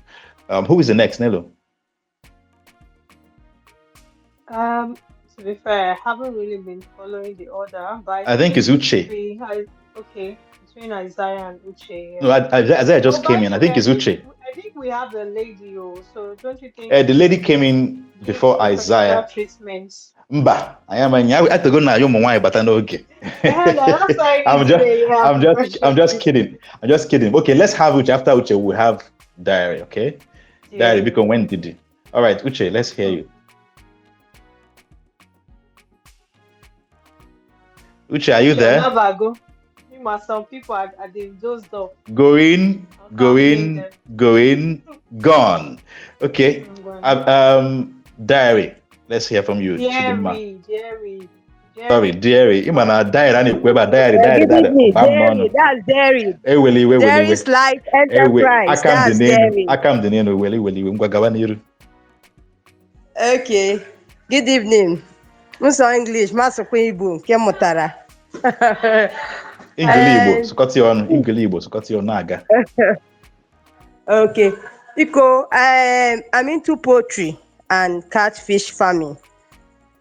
In fact, this evening as I'm listening, I'm working on my farm, changing my fish water.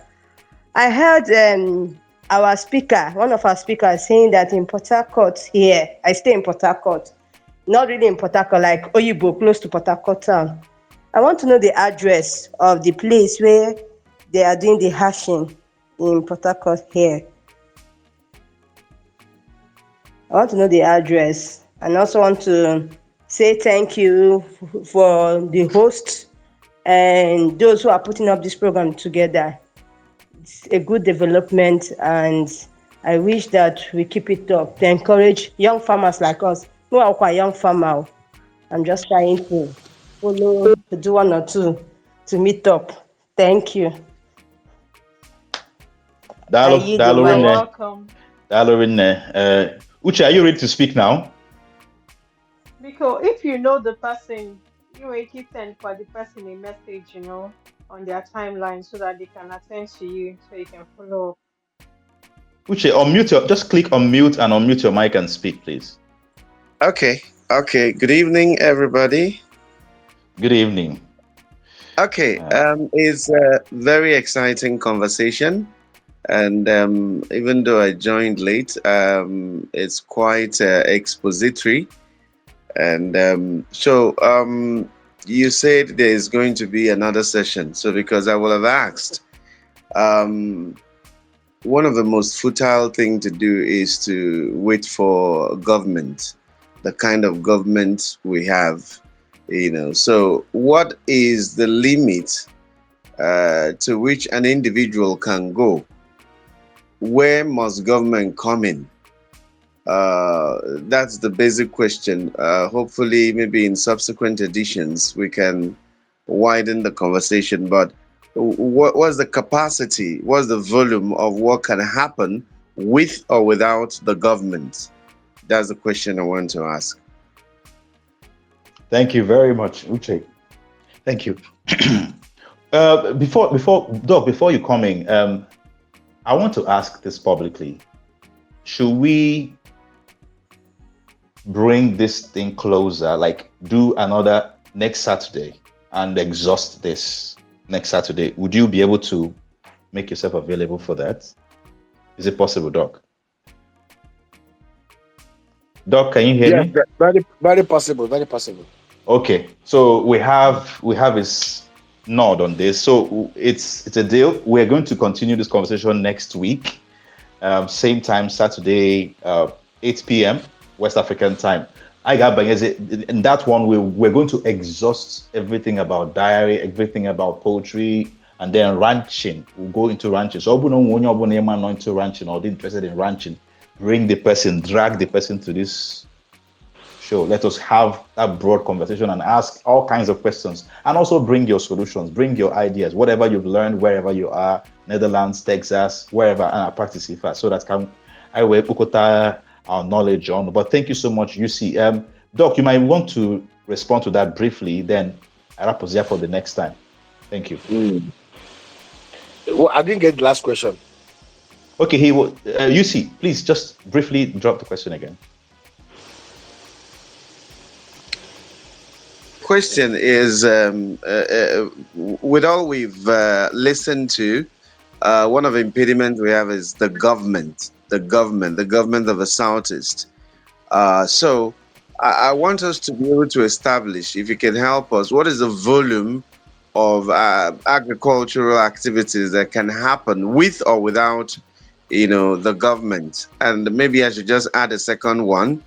What is the possibility of also having you on terrestrial radio? I'm a radio professional, so what's the possibility of having you talk to our people? Because if we're able to do some of these things you're saying, and I think it has been brilliant so far, there are things people can do without waiting for government. So can you honor an invitation to be on radio to talk on these things? For sure.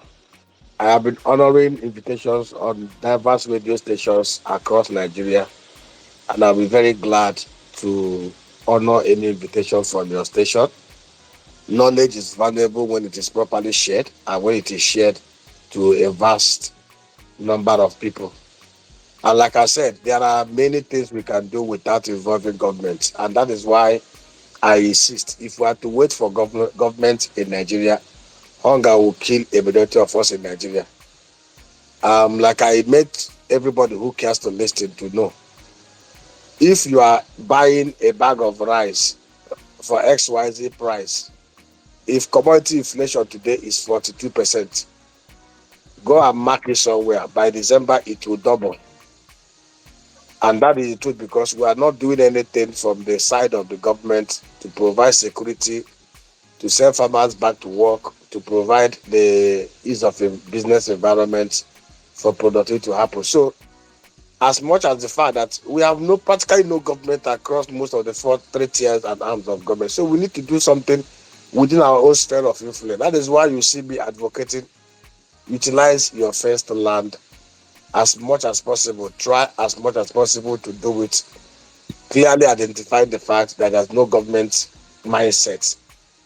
And that is the only way. If we wait for government, 90% of Nigerians will die of kwashiorkor. Thank you. Thank you very much, Doc. We won't accept any other request for Mike, because we don't have time anymore. We are rounding up down. We have someone here, Abdul Karim. Abdul Karim, let's have your question. Abdul Rahim. Sorry, forgive me. Let's have your question.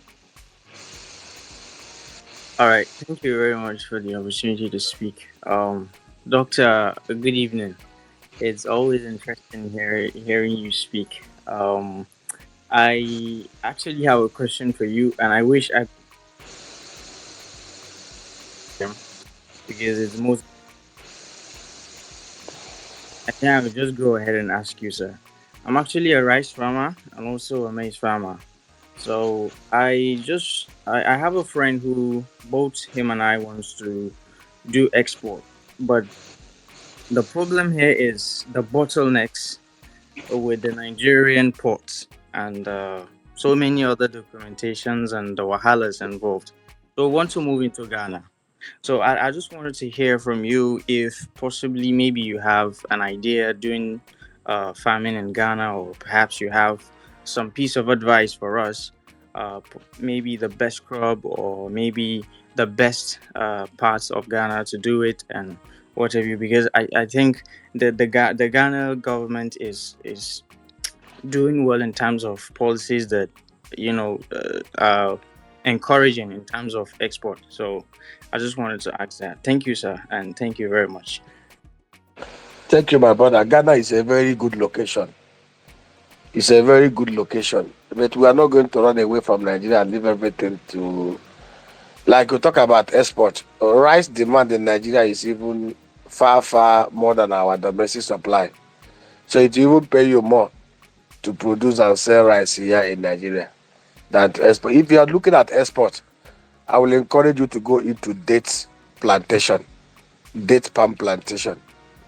Date palm plantation is a cash cow, especially in the northern part of Nigeria. The northern part of Nigeria is the only place in the whole wide world that God and nature has endowed with such unique endowment that the date fruits is the only place date tree fruits twice in a year. And a hectare of the date plantation is about 150 trees, gives you almost about 5 to 10 tons of date fruits.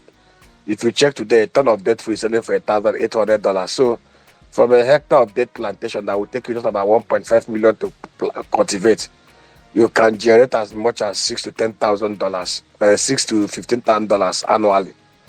And it's a market that you can easily export. You don't even need to export it far.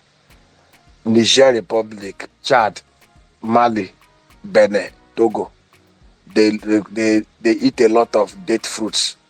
So you can actually produce and ship to them. So if you have 10 hectares of date plantation, you're looking at about $60,000 to $80,000 annually. So consider that if you want to go into exports. And date also helps us to cope and checkmate the certifications. I was privileged in 2019 to speak to the Northern Governors Forum, the PDP Governors Forum. And I laid such much emphasis for those from the southeast and the north on how they concentrate on their area of special interest. If they had listened to me and supported people like you to do clusters of date plantation, if we have 1 million hectares of date plantation, that's $12.8 billion annually into the next 70 years. Saudi Arabia, as wealthy as they are in 2006, embarked on the same program. Today, they produce about $1.92 billion worth of date fruits. So I wish you good luck. Rice is better sold here in Nigeria. Like somebody was asking me, Doctor, why not export bell pepper to America, to Canada, or to Spain, or to France? Let me tell you, a kg of the bell pepper in France or Spain sells for €2.5. I can sell my bell pepper in Nigeria in the open market for 5,000 naira. 5,000 naira is more profitable for me here than to export it to France, where I will not make as much money as here in Nigeria. Thank you. Thank you very much for that. Okay. Can you follow now? Isaac Oluchukwu. Okay, let's have your question, Isaac. Thank you. All right, thank you very much. Can you hear me? Yes, so. We can hear you. All right, all right, Doctor, good evening. Please, Doctor, what I want to ask is similar to what you just asked. I want to know, I think earliest what you just said, it's almost 1 year in office, then the same thing with Enugu and the Ebonyi governors. But I think Soludo have stayed close to 3 to 4 years now. The other guy, Hope Uzodinma has his second tenure. But I want to ask, have you at any point in time met with some of these governors, especially Hope Uzodinma and Soludo? Because whatever you're saying here today is, there's need for government to be involved. Let's be honest with ourselves. So if you have ever met them one-on-one, did you relay some of these their ideas to them, and what is their response? Because I'm getting angry in my spirit that you have this kind of ideas with you.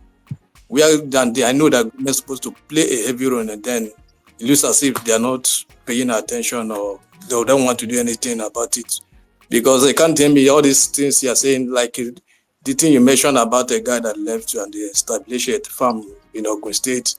The other guy is in Abuja. Like now I'm in Abuja, so another thing I would like you to help me do to give me that address of the guy that have farm in Abuja. I would like to see the place by myself. So I want to know if you have ever met Hope Uzodinma and the Soludo before. What was the discussion about, and what is their response? Thank you.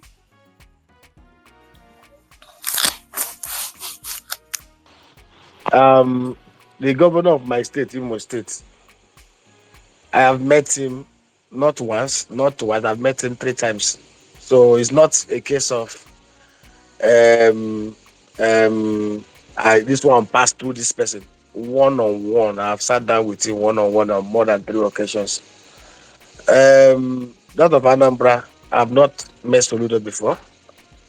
That of Enugu State is just new. I've only met the deputy governor, and that was at the Ohaneze Ndị Igbo organized forum on where I delivered a talk on Agri on the same roadmap. He was there. I laid out this roadmap, and there is no governor in the Southeast who does not have this template. I shared it with Ohaneze Ndị Igbo. I was the keynote speaker on the Ohaneze Ndị Igbo summit in Enugu, and I left. I will share it with you guys. It was a summarized work. I showed them clearly how, when, what to do, how it will be done, and how it can be funded for us to unlock annually $5 billion revenue in Igbo. And it was a standing ovation. Everybody was screaming and all those stuff. So Ohaneze have it. Everybody, they have it. It's not. Let me tell you a story that happened in 2015. Rochas won his second time in office. The Speaker of Imo State of Assembly happened to be from Okigwe local government area, and he was able to broker a meeting. He was so excited. In that meeting, Rochas was there. His son-in-law, who was chief of staff, was there. The SSG, Ejogo, was there. The chairman of Council of Indians was there. They later invited 27 local government chairmen to join us after. Even the wife later came in.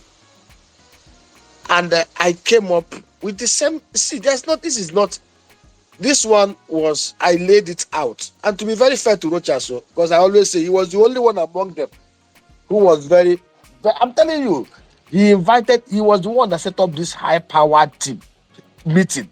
He invited everybody when he got a copy of that document. It was a audacious 100 billion naira investment that will unlock so much wealth in Imo State. Where that was beyond even the agri, was supposed to stop a fertilizer plant in Ohajiebema, because I was the one who led the team that acquired NAFCON on there. I understood everything about how to set up a fertilizer plant from the scratch, either greenfield or brownfield. So, and I also funded upstream business that wanted to drill for crude oil, and they saw gas wells and they capped. So I knew everything from the end to the end on how we can set up 50,000 tons per day fertilizer plant for it. So I came up with massive proposal, and I came up with a group from Philadelphia. I won't mention particular name because the person happened to be somebody very top. It was former ambassador in America in Nigeria who structured all these things. Rochas was so excited. In fact, when we finished, he took the document. To be very fair to him, he took the documents one after another. He handed over to each and every one of them. He handed over one to his SSG. He handed over one to his son-in-law, who is the chief of staff. He asked them, I said, follow up with this man to ensure that these things were executed. But of course, just like any other, he's a man that we say that his vision made him crazy, but he doesn't know how to follow up on those his assigned projects. Of course, I'm a very busy person too, like most of them. The only person, to be very fair, the only person who was always responding was Ezohiri, the chairman of Council of India. But of course, he did not have any political power or any portfolio to run. He was only acting out of his passion for being Ezende Imo. Others who had positions of offices that were supposed to be reporting to him were not picking their course, as if I was disturbing them. I mean, I just blocked their lines and moved on with my life. I have a business that I'm doing. I am very comfortable, but as God lives, and I'm not looking for food to eat. I was only doing it because I wanted to help my state, and that was the end of it. In fact, the one that even broke my heart was that 6 months after the fertilizer plant I wanted them to do, I just saw an advert. They brought one mushroom group from Cambodia. They wanted to do a caricature of what I gave to them. I flopped.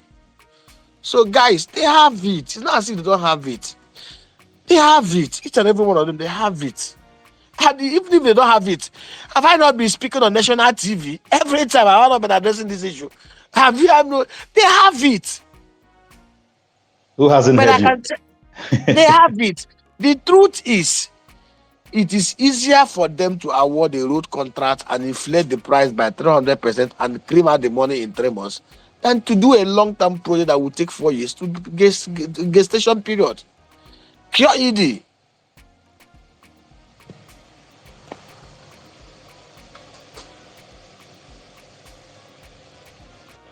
All right, Dr. Nemeka, can you hear me? You clearly. Chuka, can you guys hear me? We can hear you clearly. Fantastic. I like the way you ended your conversation saying what it is, right? I don't know if it's a madness or a meaning or something, but it's like the governors, especially those ones in the southeast, are now making it a point of Sorry, my sister. To have let me know I'm talking. Let me tell you, I even took a radio advert. Let me tell you, I did 3 months radio jingle paid from our pocket. 3 months radio jingle. Let it be as if they did not hear it. Every morning, 6 a.m. to 6:30 a.m. Things that we need to do to build Igbo. I went to Ohaneze Forum. I have spoken about this in the Uzuku Munna Forum. These are places where we have people, even some of their men, their commissioners have these things. Let me tell you, even in Ebonyi State, at the time I told them, I said, I'm no longer speaking to any commissioner. I told them point blank, because it seems you guys don't have influence over your governors. And that is the truth. It's a very simple thing. It's not going to cost them money. They are not bringing a kobo. I'll give you an example. Emefiele, when he was CBN governor, provided intervention fund for rice and for palm tree. He was even forced to do that for palm, 2 billion. KB State assessed KB alone assessed 72 billion naira for their rice value chain. KB State produced the biggest paddy rice in Nigeria. The Amota rice mill in Lagos depends on KB State for their fish stock, their paddy rice fish stock. I rallied the governors of the old Eastern Nigeria, South and South, and I showed them clearly how they will access that fund. I also gave us example how Eke Nana, Eke Fin, Google him, set up massive oil mill and wanted to take over the Ereyi palm settlement that Michael Opara did. His plan was to remove all the old trees and plant new trees, and it will cost him 10 billion. By doing the mills, CBN saw it and CBN marveled at the kind of volume of monies. He invested almost about $2 million, set up those mills. And CBN was willing to release intervention fund of 10 billion naira for him to reduce the Ereyi farm settlement that Michael Obama did in the 60s. It was only for the Abia State government to sign the CFO for that land.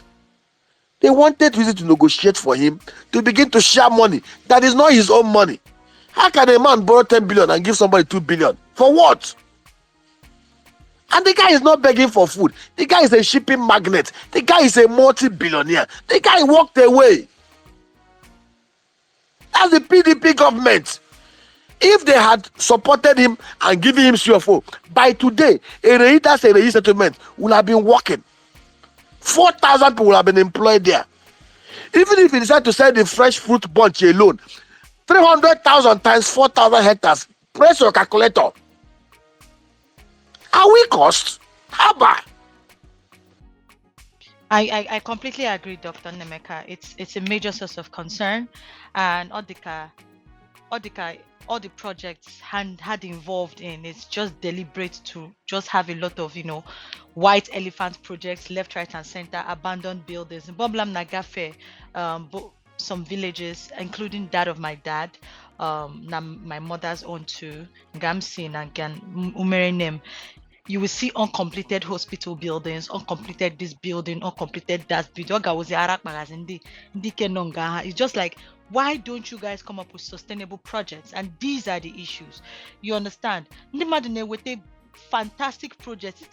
Sometimes you don't even need to put a lot of money in these things. Sometimes you just need to acknowledge these people, but you would not do that. You would just be going around looking for new white elephant projects that you want to activate.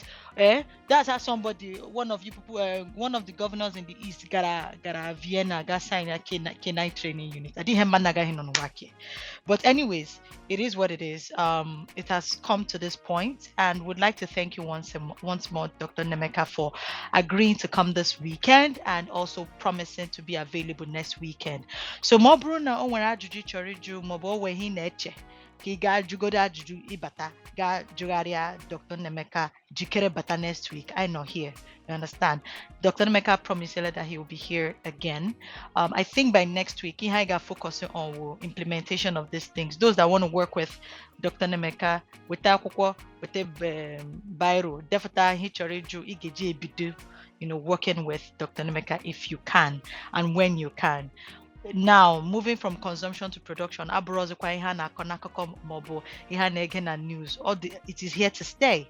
And all those times I see Hakoto of the grains Shina Ughausa na Agro Gebundi North South Mondi North South is Ungwanu Oge Ruole ka I megine can face here on our line. And most times, only corona line na libo on what on it's I don't know how to explain it. Mana mango ana run a village ditch and I came na run a Lagos. I don't know what is going on, but I've noticed the difference. Mobo bebeke, obo ube village corn, all those things. Oh, I don't know what's in our soil, but it's fantastic. So if we begin to work with professionals like Dr. Nemeka Nauka, kindly more resourceful. Ebo we see hemela na ala. You understand? One dot nation like that. So so the best thing is in to utilize properly what we have. Like most people would agree, you can't keep crying foul. One thing is certain: for you to live, you need food, clothing, and shelter. And if you have that, you're good to go. And I had to go used to doing a lot of things without the government. And at the end of the day, now inflation is flying off the roof. If anything, everything is going helter-skelter. We have to go back to the basics. And one of the basics in Meganim, like Dr. Meka said earlier, imeke sure na ndị nọ na South East maọbụ anyị nwere enough food to eat. And that being said, thank you so much, everyone, for joining us on today's edition of the MONI Show. If you're just joining us, or if for some reason you were not here earlier, the meaning of the MONI Show is Maka Odima Ndi Igbo. If you haven't joined us, kindly do so now. If I take some seconds as we're speaking to just click on the Kunie Media icon and follow. When you click on the icon, do the needful, follow us quickly, so that you don't miss all the shows and both the ones that are coming and the one that has been done and the one that is coming in front is very, very important. Thank you so much. Ahambo Priscilla Amadi, your service culture evangelist, and I'm very glad to have you here. If you still have other questions that you think you don't really want it to be on the timeline, or maybe you don't want somebody to steal your question or steal your idea, you know how it is, please ask us in the DMs. Make that specific request. We might have to ask Dr. Nemeka maybe behind the scenes. But that being said, thank you so much, everyone, for joining us. Don't forget next week to come with your friends, come with your family members. Wendy Yadu Nukabia, join us here. Dr. Nemeka is coming back again to give us, the finishing of this conversation. And that being said, I think I'm gonna have to hand this over to Nelo of Life. Nelo, my sister, Kekimero. I'm good, Priscilla. I'm good. I see you guys went and you guys had the time of your life, Oh my days. Well, I cannot say the time of my life. Nelo na-ekwuzi okwu ka ọ na-achọzi ịlara ụla cousin.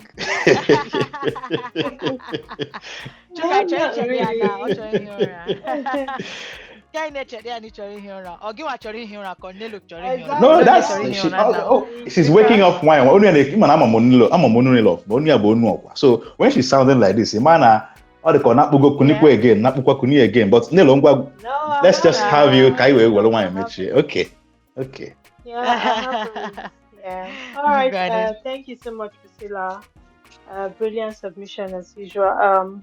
Doc Obiarieri, thank you so much. I can listen to you all day. It's the wealth of knowledge that you have, inside of you. I just want to thank you for availing yourself, because honestly, a lot of people, they know things, but they are not always very eager to share. So I find the willing to share, we just have to be thankful. And I want to say a big thank you to you for that. I remember one thing that actually opened my eyes, to Ifeneme in the Southeast was during the Imo State, gubernatorial elections. And I remember Atan actually, he was on space. And one thing that he said is that most times the governors, they frustrate efforts, people's efforts. Because he he mentioned that he had a farm, but there was several other investments that he had done that the government of the day killed.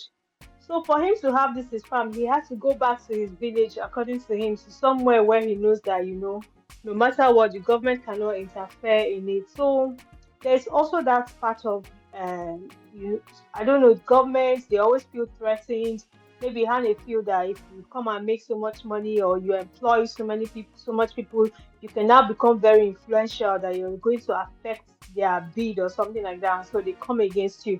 But personally, where the angle I want to look at it is that I feel that regardless, no matter how much you try, if the people that occupy these positions are not people that have our interest at heart, Oga Fiaro, we will try, but Oga Fiaro. So we need to, as a people, as a matter of urgency, take elections seriously in Igbo.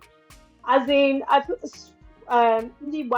him, we can do it in spite of the government, but it's hard for you to do it in spite. We have to. That's anytime an election now, so whatever you have to do, get people to get their PVCs, educate people, talk to people. We need to take it very, very seriously, like do or die. Okay, my obedience last time for Peter Obi at the elections.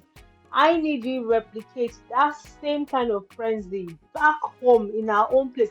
Anywhere you are living, make plans to come back home during elections to make sure that the right people get in so that we can move our states forward.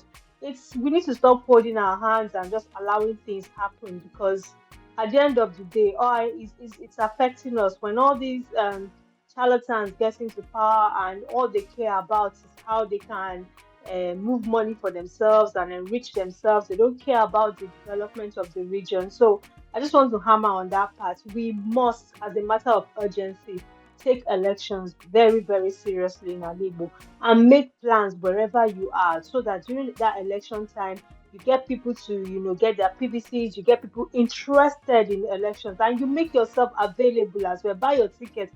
You can't vote. You can mobilize people to go and vote for the person that will take our states to the next level. And that's where I just want to come in tonight.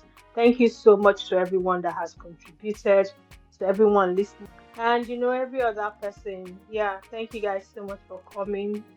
Appreciate you all. And Chuka, back to you. Thank you as well. Nello, For Onokwa. I yeah. like how you brought that in. That's very, very key. Yes, unfortunately, I can't find Dr. Nemeka anymore. But in his absence, I'm so grateful. I wanted to say to him that we are grateful to have heard him so many times on Alpatan Arise. Oh God, when I'm okay, Jenna Arise, Jenna Woku. He just takes his time to go and do so much research on Pataneku. This man I did from a paper, from his mind. He has taken his time to absorb so much information.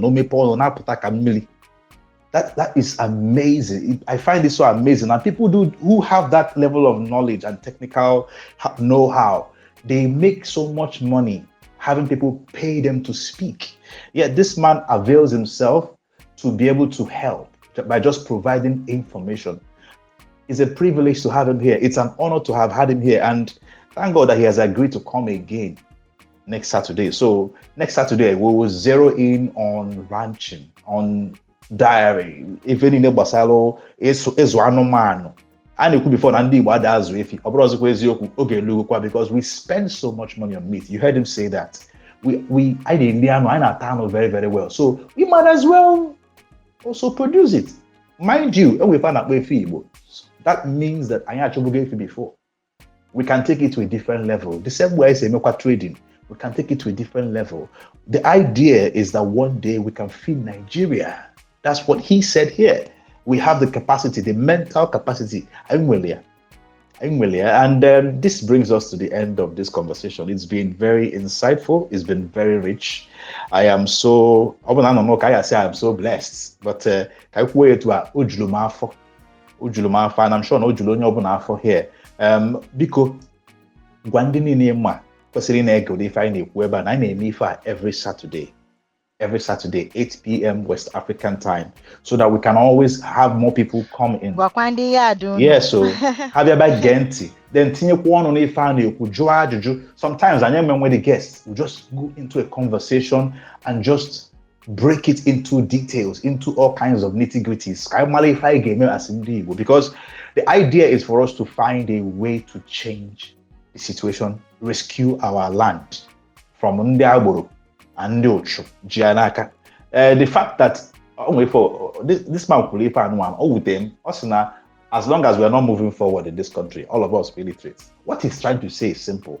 If the people who have education are not using their education to change their situation or change their country, their education is useless. That's what he's saying.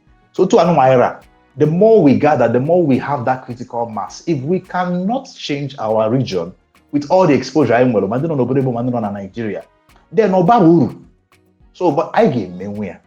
And when we get to that point, we can take our destiny in our hands. We can remove them.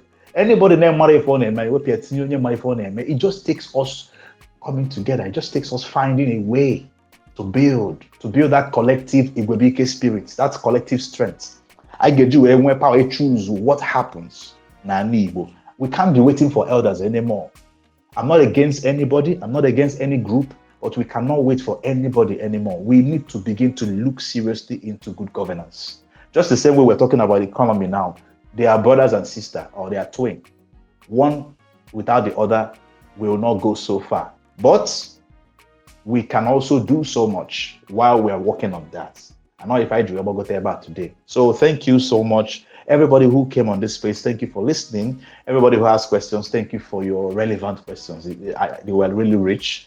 Everybody who shared this space, everybody who posted or retweeted or everything when we are building up to this space. We will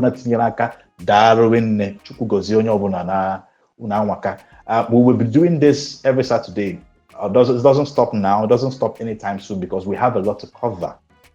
Next week, I get discuss agriculture again, ranching. The following week, we'll go into something else. It's still economy. It might be tech.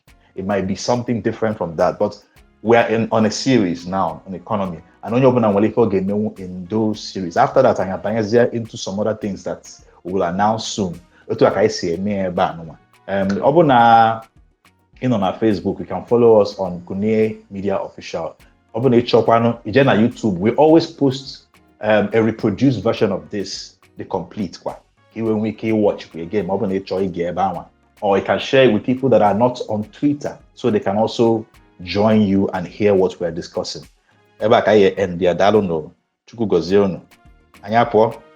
It's the morning show.